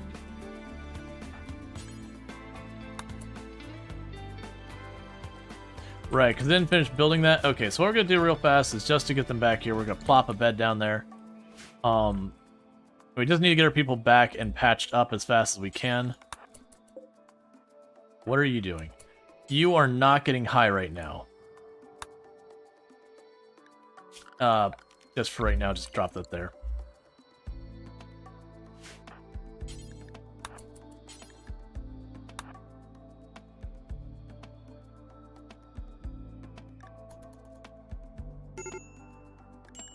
Colonist needs rescue.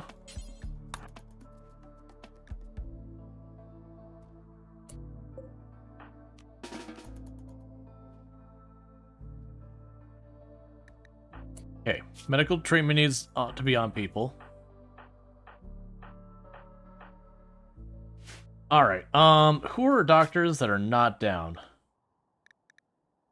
Earth. Earth is the only doctor that's not down. So tend.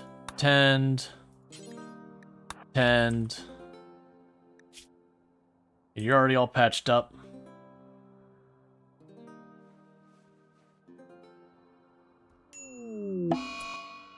Wait, why did you die? Wait. Did you have something that was already penalizing your consciousness? Oh, because you were carrying it, I didn't see them. Boo. Yeah, it's on me. I didn't see that they were already already penalized and everything when I did my quick thing going like, okay, who still needs treating? So I missed them. Boo, and that was our mining person. Meanwhile, let's see here.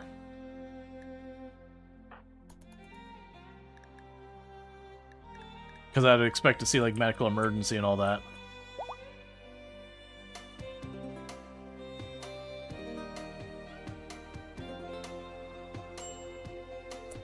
In the meantime, we can go down here. We'll have Misk.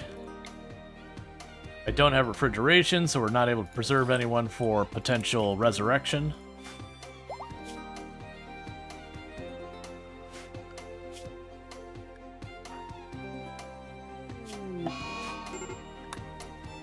Medical emergency on Donkey Duff. Okay, someone gets to pretend to be doctor.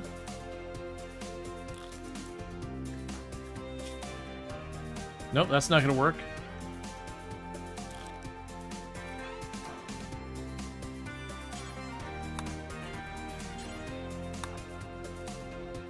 Okay.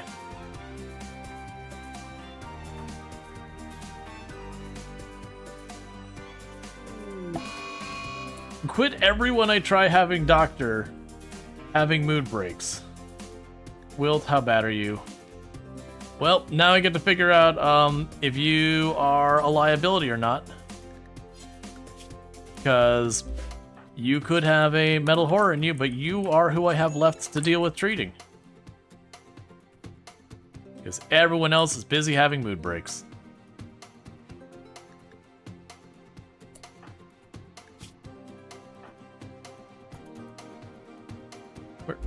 Where'd you go, Wilt? Okay.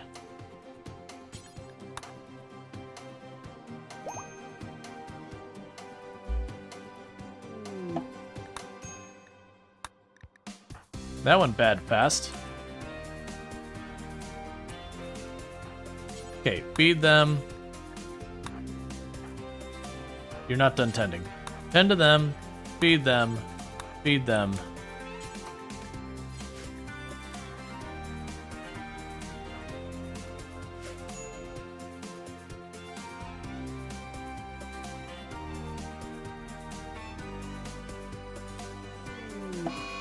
Insulting spree. Yeah, that went weirdly sideways real fast. A wild boar is self-tamed, not the time, man. Meanwhile, let's get down here. Haul back that. Haul back this. Haul back this. Haul back all our weapons.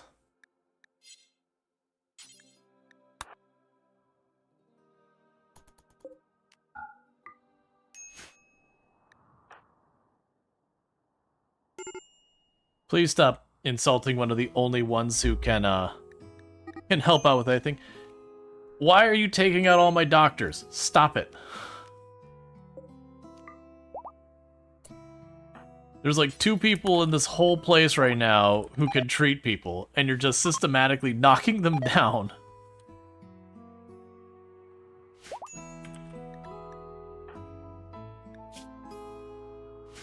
That was so bizarre that went so hard sideways. Like, the fight was sloppy.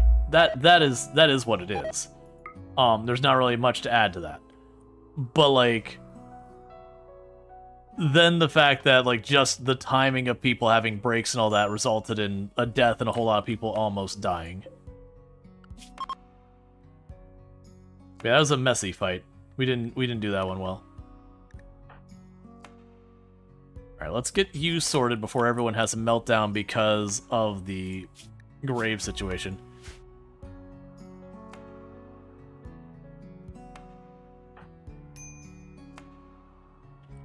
Okay, and we can have Zerks here bury them, so at least we don't take the penalty from that. Kanahawk is starving and is downed, of course. And S2D Vitez is doing their best.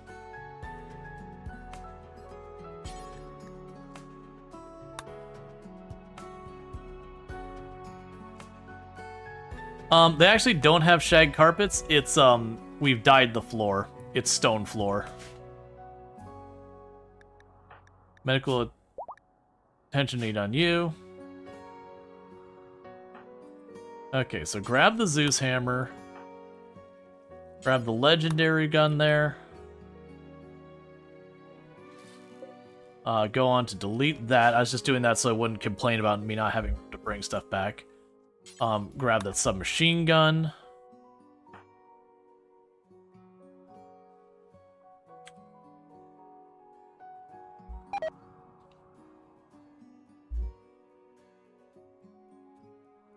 With all the ones we knocked, they had assault rifles and everything. I'm surprised I don't see any of them. They must have been the ones farther back.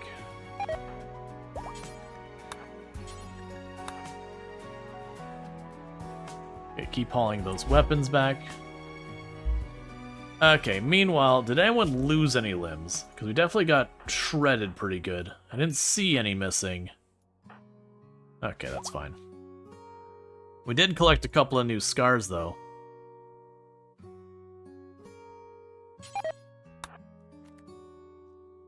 Alright.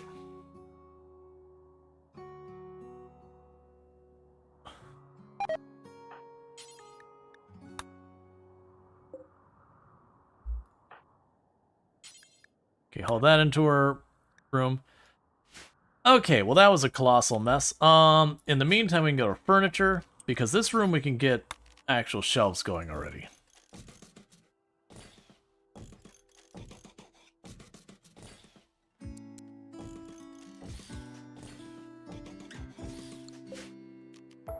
So we can use these to... Did we stop accidentally misclicking? These we could go to start getting that stuff off the floor.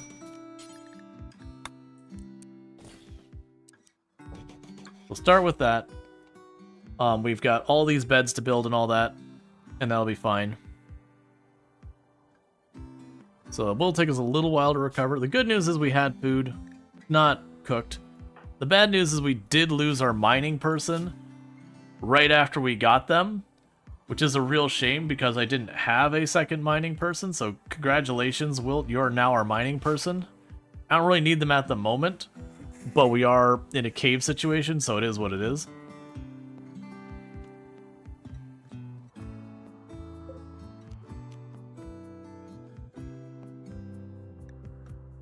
And also on top of that, they weren't our ideology, so I can't do a funeral to help mitigate the mood break. We're just gonna have to ride this one out. Yeah, and you were insulted from the insulting spree.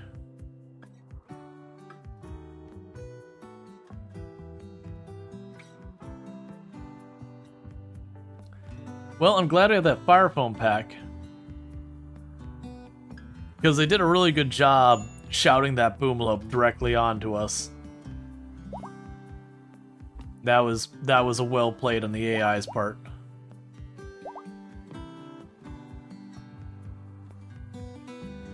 Alright, well everyone will be back up and on their feet and good to go here soon. And we can finish getting the kids converted. I was talking about the fact that we already had too many people in our colony for building the ship. And I guess, honestly, as much as I don't want to lose a mining person, of the people lose right now, I don't really need more rooms mined at the moment. Or much in the way of mined material.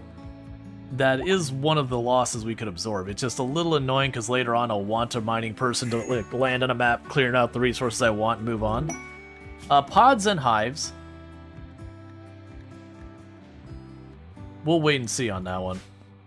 That one wouldn't be a hard one to take, but kind of waiting to recover a little bit better. Get everyone back on their feet, make sure our moods aren't going to just disintegrate again.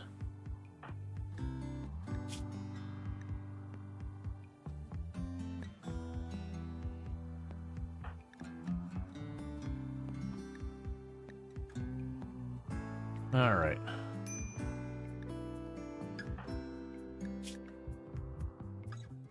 The good news is Lunar here is about to become an adult. So that's good. And S2D Vitez is about 1 quadrant from becoming an adult. And we need our cook to actually get stuff cooked.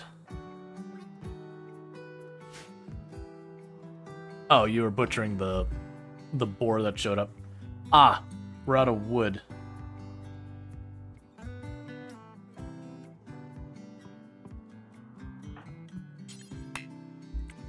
Yeah, it's you. Who was my other person who grow? It was Vitez, right? Lunar?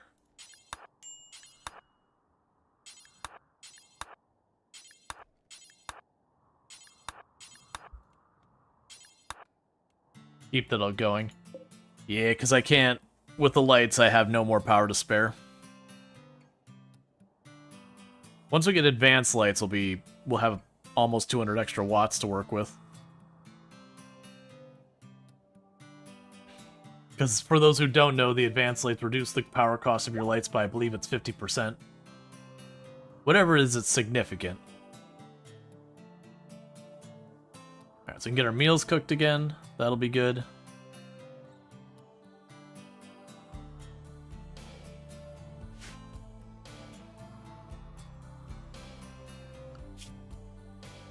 Alright, so we only have one person who's still got an injury. It's almost healed. Sorry, 2 people. I forgot you got into a social fight.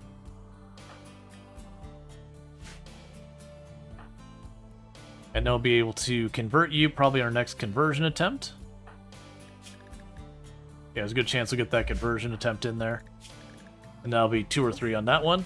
And then everyone will be on the same... Sorry, and then Wilt. Who's just shipborne, which is pretty benign.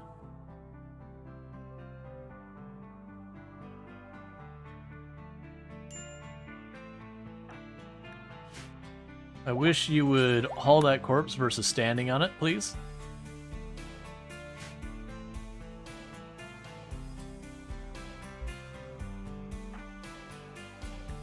Alright, so it's just you recovering from your social fight.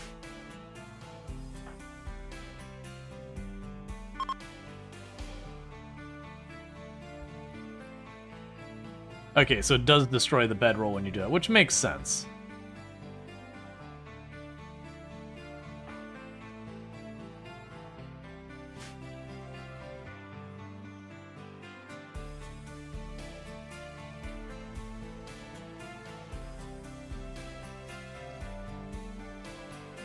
Yes, those are just waiting on wood. Which we'll need more of. Masterwork sandstone end table.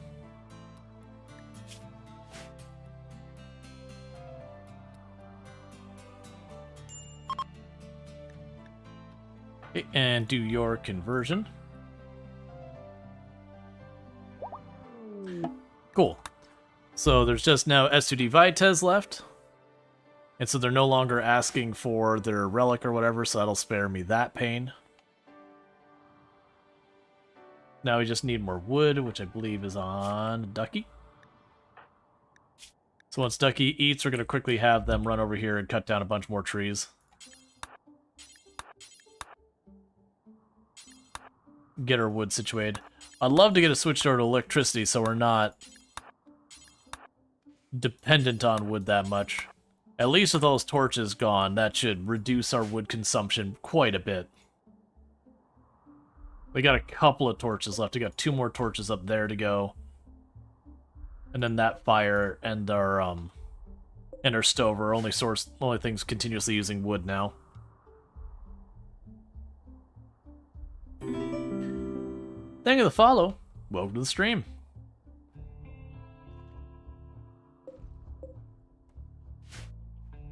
And we do have ourselves scheduled where if we have our mood gets too low, that we're allowed to do stuff like drink beer and Sai tea or whatever. I have it on a pretty wide cadence so that the risk of addiction is pretty minimal. Yeah, we're not doing the harder stuff. But as a reminder, we are raising money for Games for Love, an organization that helps Children's Hospital through, bringing games into the area to give, kids who are stuck in the hospital having a pretty miserable time. Be able to get them some entertainment, some normalcy, some ability to have a little bit of joy in a time that's really difficult for them. It genuinely can help out with the success of their treatment, as there is a very strongly documented correlation between people in a good state of mental health and having a higher rate of success in treatments of various forms. They also help provide different things for offering like STEM education stuff while the kids are in the hospital and all that, since, you know, they're missing class and everything, that it lets them at least try and keep up a little bit with their peers back home and all that. They got a lot of other programs that they use to help out with the with children's hospitals and all that kind of good stuff, including some treatment stuff as well. So people who listened to that last video where they're like, you know, there'd be 5,000 kids that wouldn't be here otherwise, that's where that kind of comes from, is making those connections to get people treatment that may not otherwise be an option, that very well can be life-saving. So it's a really cool organization. I'm glad to get to support them yet again this year. We have raised just shy of $700 of the 1,000 we were aiming for. We got a little bit over half an hour left of stream. Now we're going to keep going. At which point then we'll probably be wrapping up at that stage. Well, that. Okay, so Ducky gets this room. This is Ducky's room. This is Ducky's room? Ducky, what's your favorite color? This is important. This is Ducky's room. It's already painted their color. They got their name on it.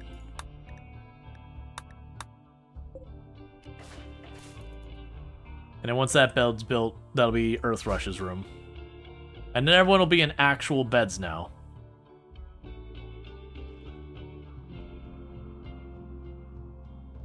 It is a shame we lost our colonist there, but honestly, as sloppy as I played that fight down there, that's not surprising. So let's go and try to get ourselves prepared for that to be better in the future. So what we're going to do to accomplish that is I'm going to go ahead and put this here. I'll grab sandstone block here, bring it straight on over.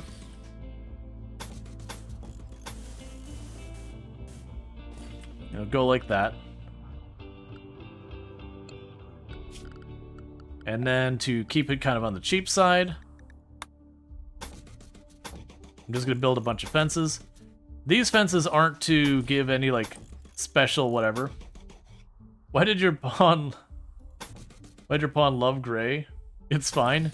It's just the way RimWorld is. There is a weirdly high frequency of pawns in RimWorld who are a fan of, like, gray, white, and black. Like, don't get me wrong, there's a lot of people who black is their favorite color. I will definitely say I have never once had someone been like, you know what my favorite color is? White. I would genuinely stop and be like, did you say white? I mean, it's okay, but it's a really weird choice. I would assume there's like some story or something that as to why that is their favorite color. Like, it's more the meaning of something sentimental than they're like, yeah, I like that one. Oh. Oh, okay, it's going this way. Oh, you're going after the guinea pig now. That's fine. That said, I'm sorry. You were hunting whatever people... Oh, no, wait, no, I'm wrong. You had a better path to us. I forgot our wall was still punctured.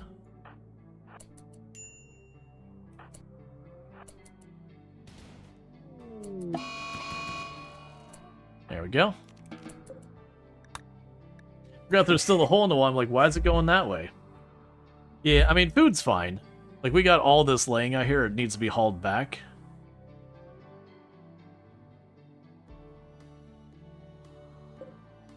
But I do need to get that spot fixed. Let's go ahead and get that one spot patched up.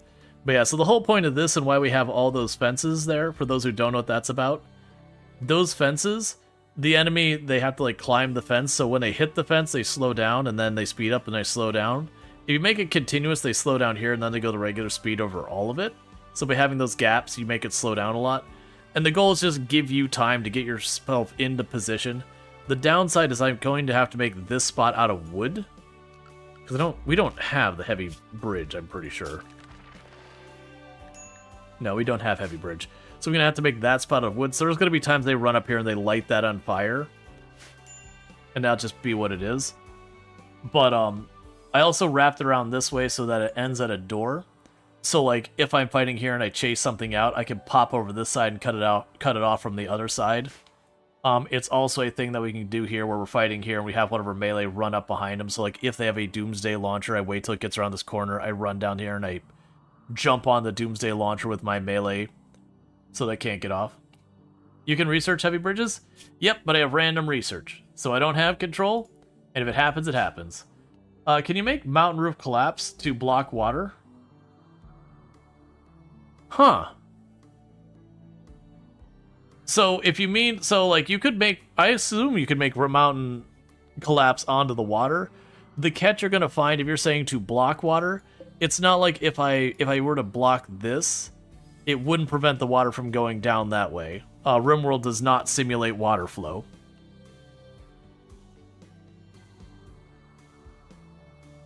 But you could, like, if I wanted to, I could potentially mine this far enough back to collapse the ceiling here, and then fill it in, I think. I've not done it. Block it with rock walls? Yeah, I would imagine you could. I don't see a reason why you wouldn't be able to. It would just be one of those things that have to mine it all the way back.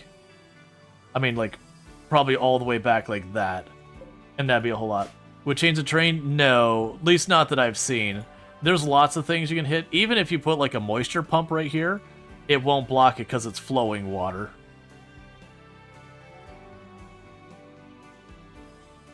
Moisture pump doesn't work on flowing water. At least not before 1.6. I've not tried it in 1.6, but I wouldn't, like, I would assume it didn't change. That said, I wouldn't want to actually block this off, because then if anything spawned out here like an infestation, then I gotta mine back in to release it. But as far as this goes, honestly, having all this water here, to me, is a good thing, because then the raids go slowly through it. I just need to make it so there's a bottleneck, which we haven't gotten set up yet, but we're getting that built now. I put it off to get the bedrooms done, but now that those are done, we're good. S2D Vites, what? Oh, those rooms are not smoothed out yet, so we'll leave it alone. Okay.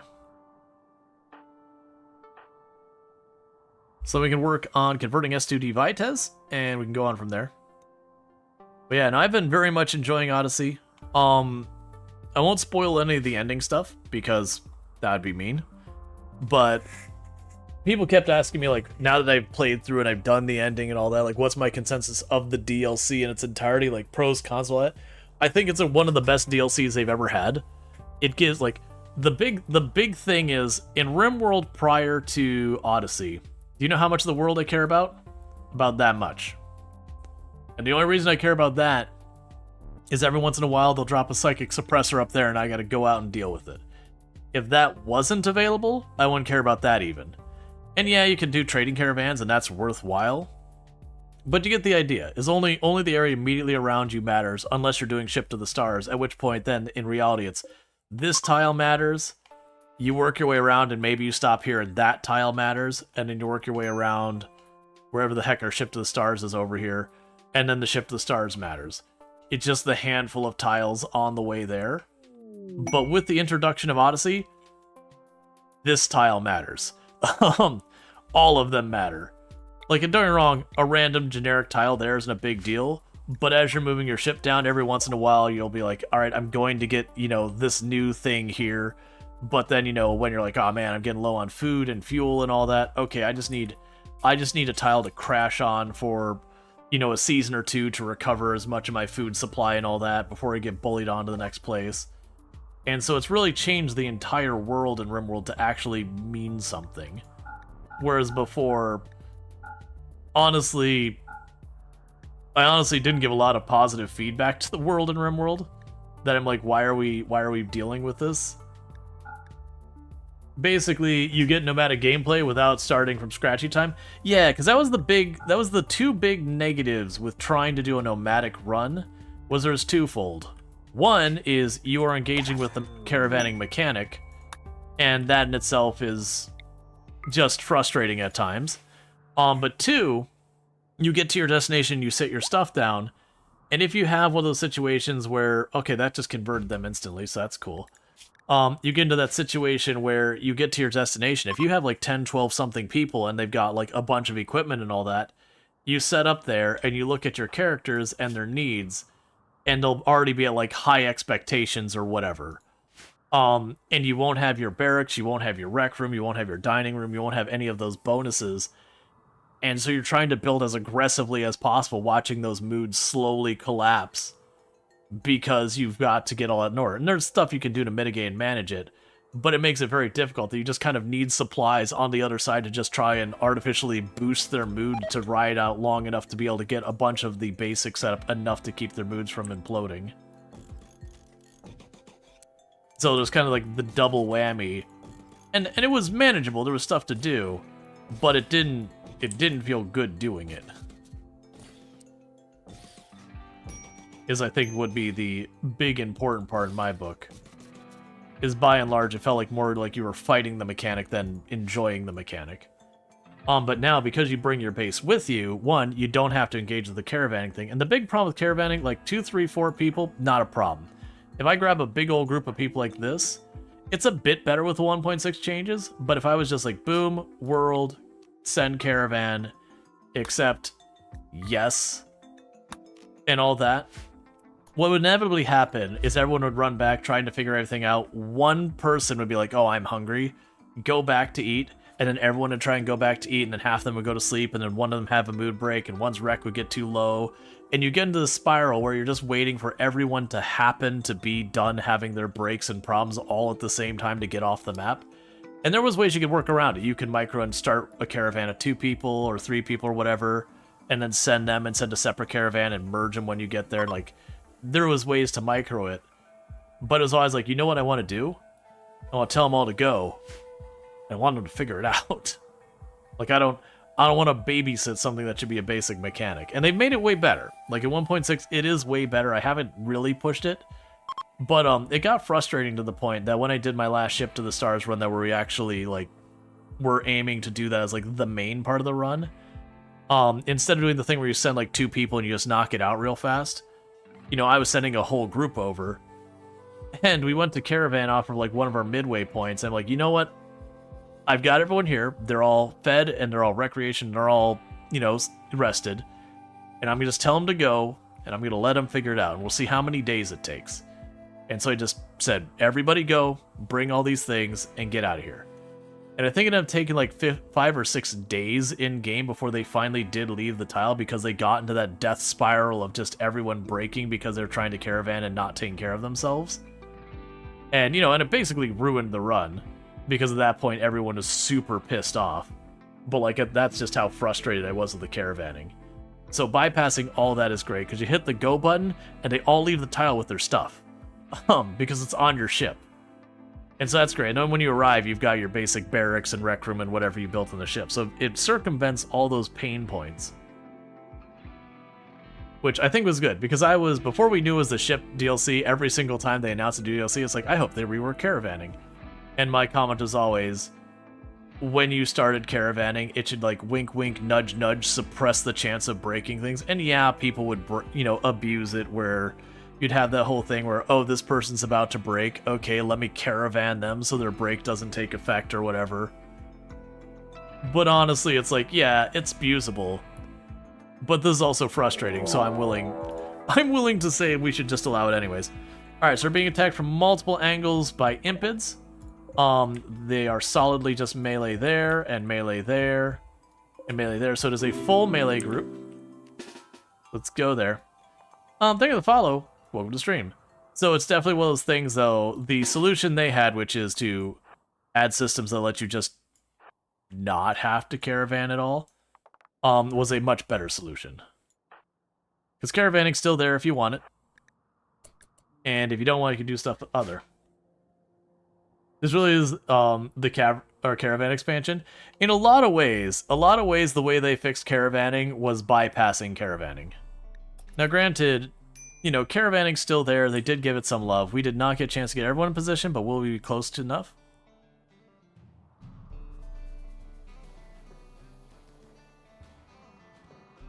Yeah, and that's the reason I need that. So you notice they arrived slightly ahead of where I would want them for me getting to the kill box. And the good news is impids usually are not rocking much in the way of armor. And impids also take extra damage.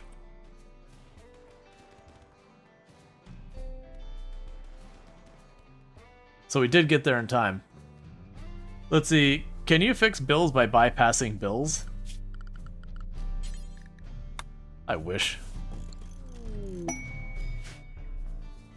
Oh yeah, no, the river kill boxes, usually you don't get this good of a setup. I'm very happy that this map, I've got this area. So like, this is more what you usually get. There's a little bit of shore here and a little bit of shore here they'll run along. But this one is like a perfectly straight line, which you almost never see. Now, to be fair, there is one negative with this. You do have where mechanoids can pop out of water now.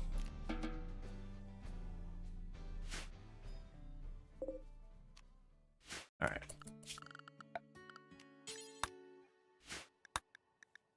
And the added thing is things that die there, you can actually make this where you leave the bodies since they'll go away faster.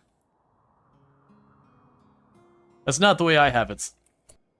Oh, from what I thought, I saw something moving down there, and it was the guinea pig. I thought I had missed an impid that was still attacking us, but I'd be like, wait! Because my luck would be the person I have that's an imp or a wimp would get breathed fire on, collapse, and get kidnapped.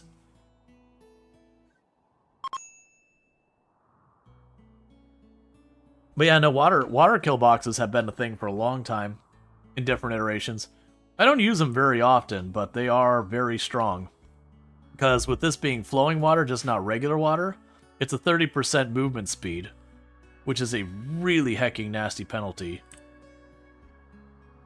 Versus like stationary water. That one's actually still at 30%. I'm just wrong. But yeah, so 30% movement speed. So they go real slow in it. I just need to get it so they funnel in so they don't beat me to it.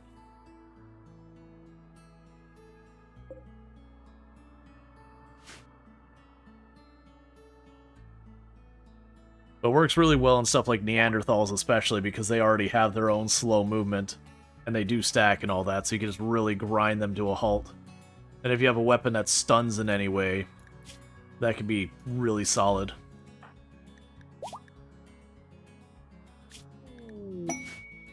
Alright, so we got a set of 5 nomads.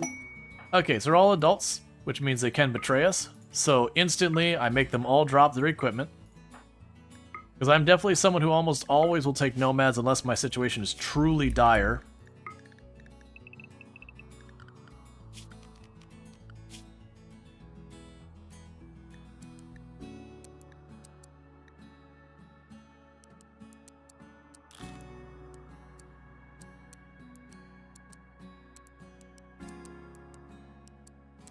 And part of the reason I'm not making them doctors right now is I want my people to get better at doctoring. And they won't do that if someone else is doing the doctoring for me. Yeah, we won't have you do that either.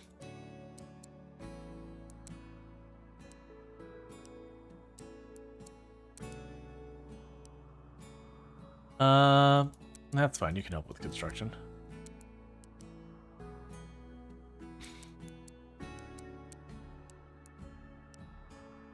I'm not going to have you construct. So you're going to haul and clean is what you're going to do. I will give a couple of you low priority to help grow. Maybe haul and clean, that's something we're missing. The other thing we'll need to do is I don't actually have rooms for you. So that'll eventually be a ritual room, but we can just plunk them back there for right now. And what is your mood issue? You are hungry. And you slept in the cold. And mostly it's just expectations are getting higher as everything else is going on.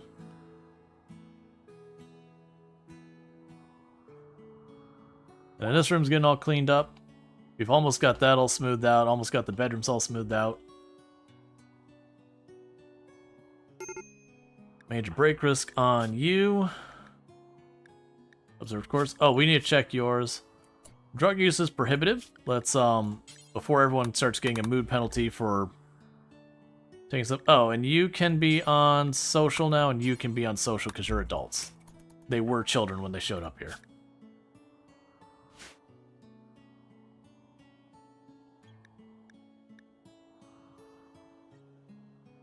Yeah, so now they have all these people who can haul.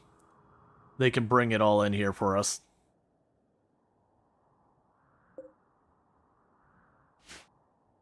So let's see. Sorry, I had to realize up. How was the charity stream? So we're still technically in the charities part.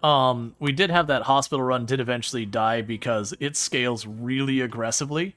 But it's been going pretty good. We've raised almost $700 for charity. Games for Love and all that good stuff. We are getting pretty much down to the last 20 minutes or so. But, I mean, I'm still very happy with that. $1,000 is a little on the ambitious side. It's always hard to guess what you should set your charity stuff for. Because there'll be times you'll be like, yeah, let's make it like $500. Like, that seems reasonable. And then your community throws like $3,000 at it. And then there'll be other times you'll be like, you know what? $2,000 seems reasonable. And then you'll pull up like $200-300. And it's really hard to guess. Because there's so many things in play. But all that's good. Okay, so checking on our skills. That is a whole lot of not good. All of that is not great. So, there is... Psychopath does have its uses. So of these ones, I will go ahead and take Psychopath. I actually prefer not having it. They tend to cause problems, but the good side is when things go wrong, they tend not to care. But between all of these are objectively bad, that one's at least got some merit. We'll go ahead and give medical and social and let's see, construction and cooking. All right. So with that, you are no longer a child, so you don't get to have the full recreation schedule. Welcome to adulthood, where you got to work for stuff. You will have the ability to doctor and child care.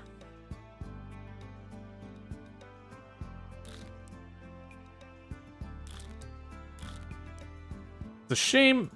It's a shame with these ones. I need to get our cook. And it's gonna be food poisoning. Here's what we can do. Simple meals. Only allow cooking if you're at least at 4 cooking. Same here. So what we can do for some of you... Yeah, we'll set you up to... cook as well, but because yours is set, you have less than 2, you'll only be able to work on the brewing stuff, to work on that, which will keep our better cook on meals and less making beer and all that, so that'll help. We love and appreciate you doing it. Yeah, no, I do what I can. That's the thing, like, even when... So it's like one of those things that you can, like, get yourself into a headspace like, oh man, I didn't raise as much as I hoped. But it's kind of one of those things that you also look at and realize, you know, every dollar helps. If you raise $100, that's $100 a charity wouldn't have had before. That's $100 worth of good you're doing now that they otherwise wouldn't have. And then, you know, some will land well, some won't. And I get to be part of a bunch of stuff, like doing the RimWorld hot potato and all that good stuff has been... absolutely amazing. So I've gotten to do a lot of good over the years. Cool, so we've got all that set up. We are going to want to go here and add these walls onto our home zone.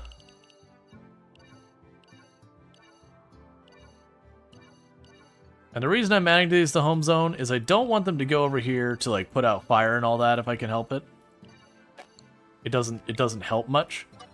But I do want them, if for whatever reason one of these gets broken or damaged, I do want them to repair and replace it. I shouldn't have to worry about fire over there, it's literally water. I did see I had a spot up here that I quickly slapped down to deal with the fire.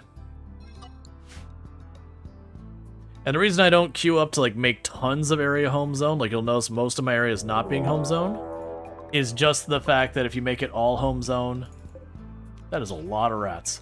If you make it all home zone, then your characters just run around and they'll walk out standing in the mud and they will sweep up the mud.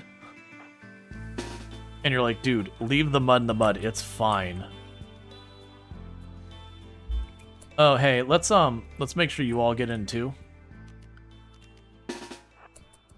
I appreciate the enthusiasm to keep trying to work while bad things are bearing down on us, but maybe don't.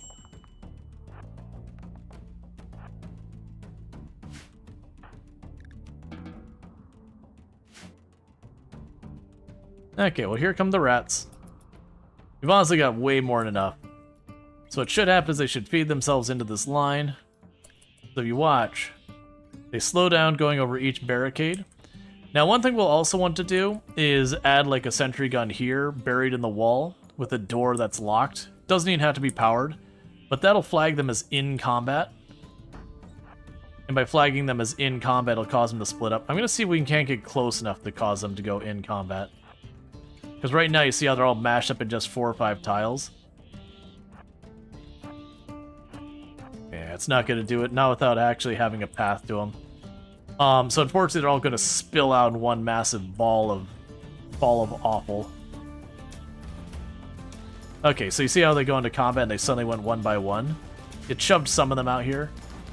But that's the idea, is you want them to get slowly fed out one by one, so you have time to knock them down before they close the gap. It's all good. They're just rats.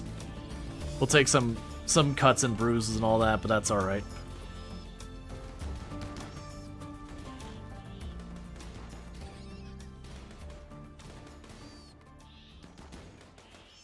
So getting some much needed combat skills.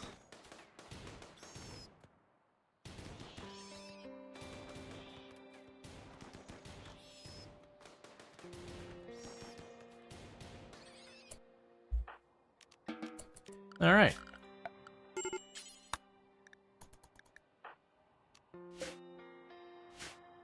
And everyone grabs themselves a meal.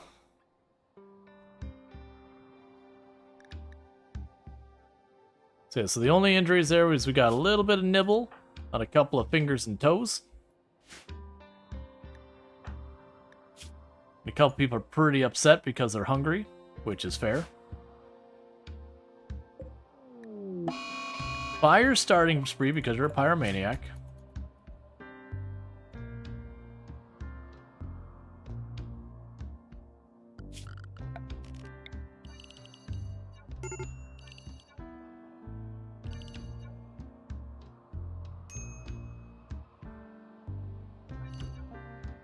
Okay.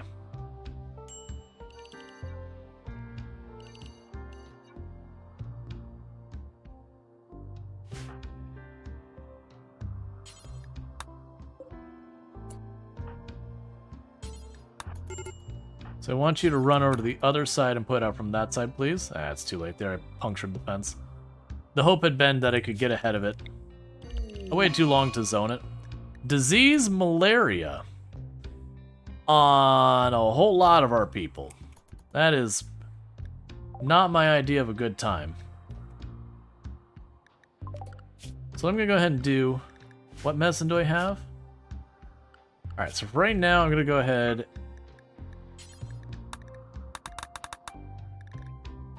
assign some better medicine for my colonists real fast.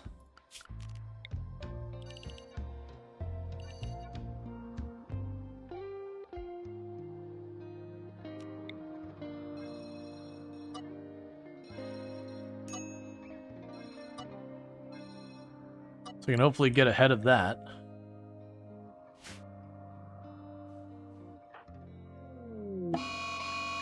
Smoke leaf binge, that's fine. They're treating people as fast as they can. Unfortunately, we don't have an actual hospital set up, so they're going to have to run around everywhere. Whereas a hospital having the medical right there helps so much. Oh man, that's such a bad tend.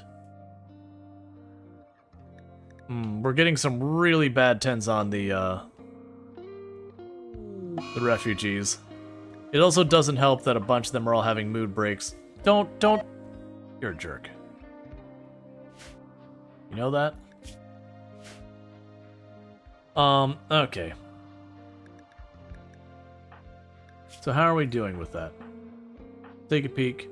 You got a really solid 10, you'll be fine. You got a really solid 10, you'll probably be fine. You got a really solid 10, you're in good shape.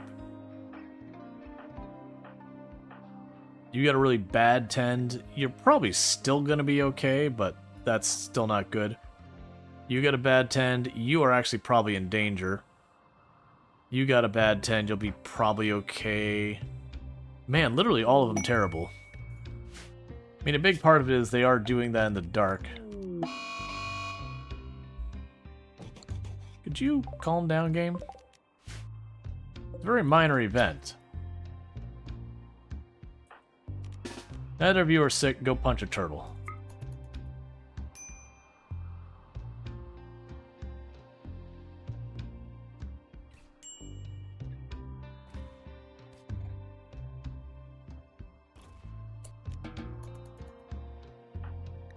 Okay, you got chomped a little bit.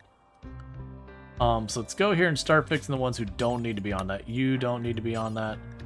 You don't need to be on that. I just want to go through and figure out who all had malaria. So it's just like, alright, we don't have that many injured people or anything. Get all switched over. Okay.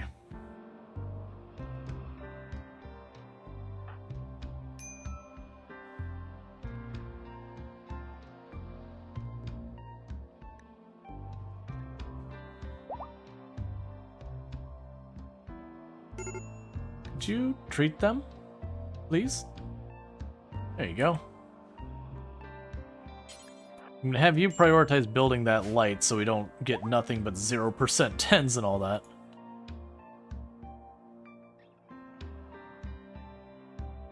Alright.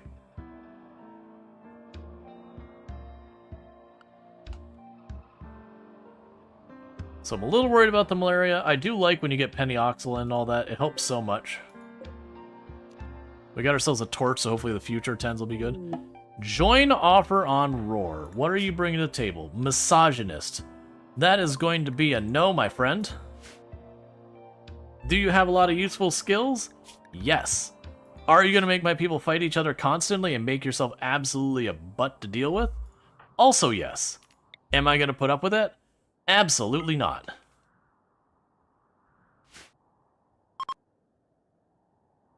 I already have too many people, let alone am I going to take someone like that.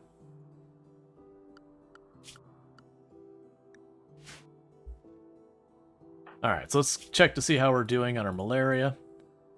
You are really doing extremely well, so we're going to back off the medicine from the good stuff. You're doing really well, we'll back off the good stuff.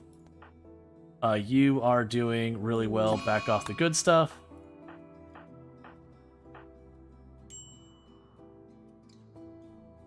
You're on that fence.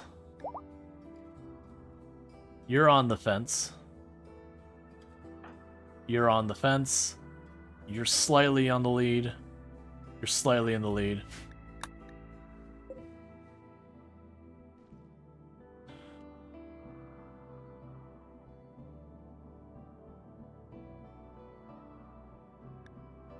Alright, let's start, why are you set to doctor?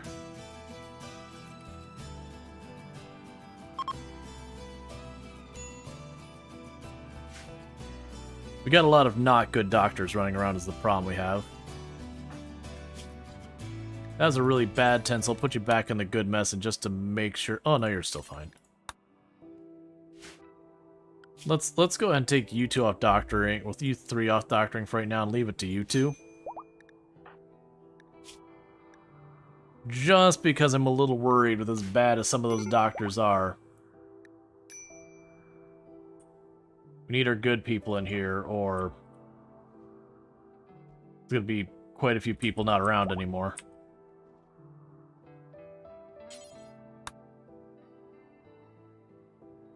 But then after the malaria's passed, they'll bring back the other not good doctors to keep patching up minor injuries and bruises and bumps and scratches. That was one of the interesting things of the hospital mod as well. I do think the hospital mod, if you were just running like a small area, I do feel like that could actually be really good as a way to get a lot of doctoring. Just have it like the regular stuff and just 2 or 3 things. Alright, so Wilt did leave. That was one of the possible outcomes. That was the safe outcome. But that's the reason why we didn't give him a whole bunch of good stuff and we didn't name them, as that was one of the predictable things.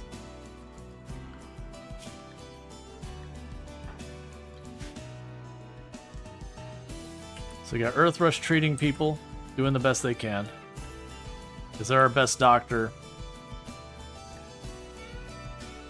So we want to try and keep these 10s as good as we can. Bulk Goods Caravan.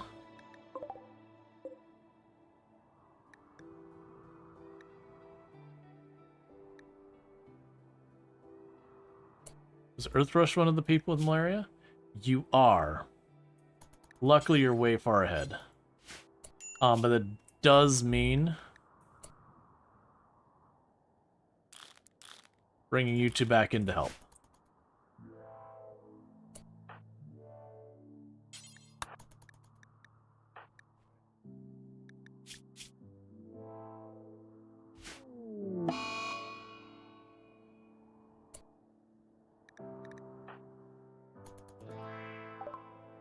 Okay, so let's see here.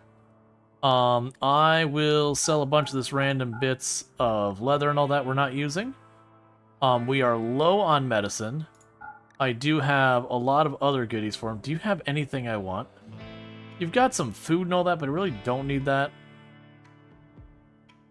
It's kind of been my problem with these caravans that keep showing up, is for the most part, I don't really have things I need.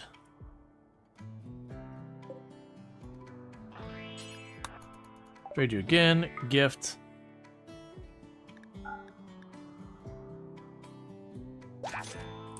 Cool. Keep the standings up.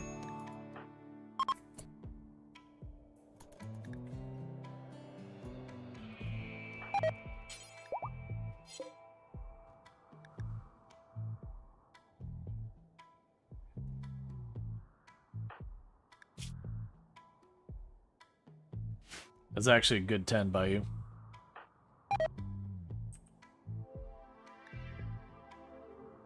Alright, so what's going to need to happen here is I'm going to need you to tend them anyways.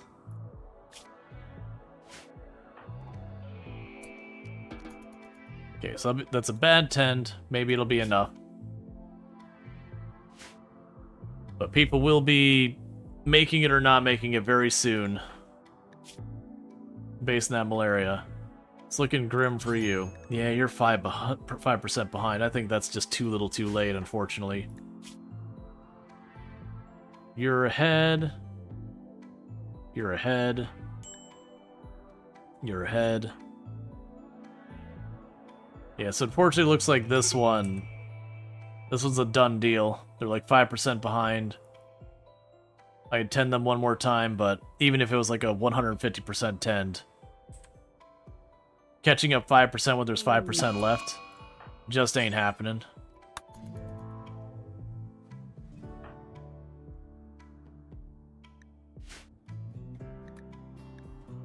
I think that'll be the only one that has a problem.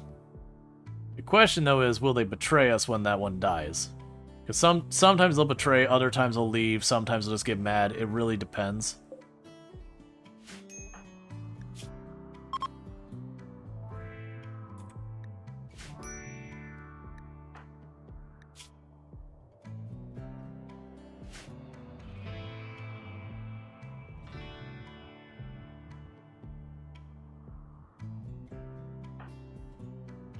And you're also downed.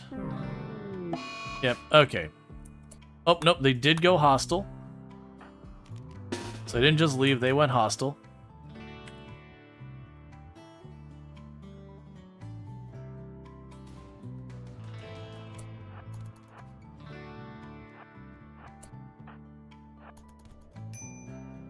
Please stop chasing the child.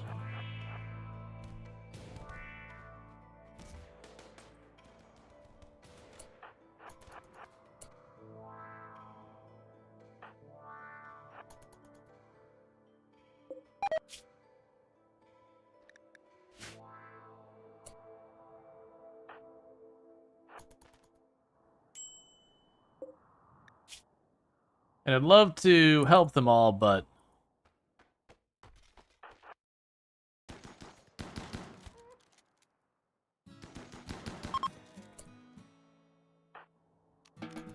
that's fine. If any of the others get up, they'll flee. We'll get our people patched up. Not gonna do that.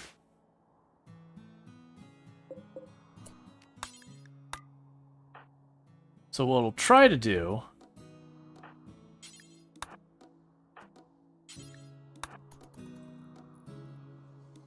is we'll see if we can patch them up and send them out.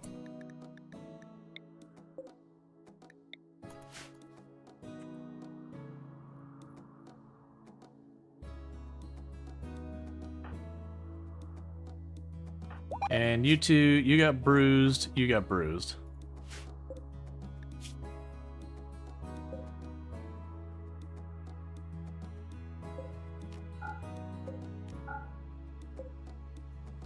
Okay, sent you on your way the moment you got patched up.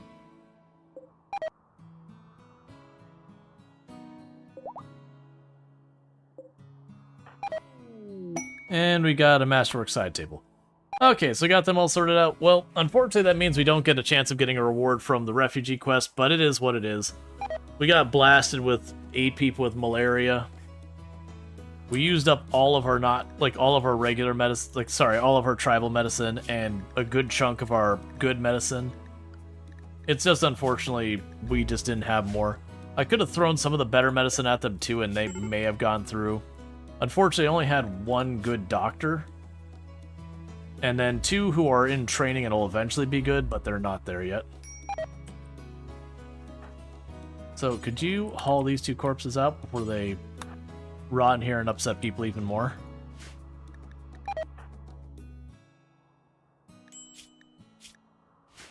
And who is my cook and why are we not getting... Oh, it was Earthrush and Earthrush was sick. So Earthrush wasn't cooking because they were sick. That's fine, they'll get there. And then we got our people who are going to eventually become doctors, or not doctors, cooks. But for the time being, they just don't have the skill quite yet.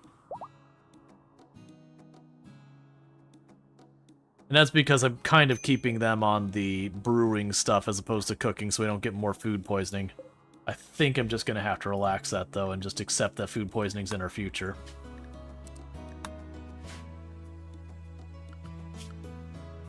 At least until Lunar learns cooking enough, then we can put the restriction in place so it's not quite as bad. Alright. That said, though, chat, it is getting to be that time. But don't go anywhere, because I'm going to go ahead and raid down all that good stuff. If you have enjoyed tonight's stream and you're not already following the channel, don't forget to drop a follow on the channel, because I do stream every day, but Thursdays and Fridays from 7 p.m. EST till 4 a.m. EST. We're going to definitely be playing a lot more RimWorld. But regardless, all of this, I'm very happy with how things went. We did get $693.29 raised for charity. So that's a heck of a lot of money, so thank you so much for making that happen. What I am going to go ahead and do is, for those over watching on YouTube, the stream will be dropping because I don't have a host ready for you. So, thank you so much for tuning in over there. Don't forget to like and subscribe. But for those over here on Twitch, I'm going to go ahead and put up my ending stream screen and see who we can find to pass these raids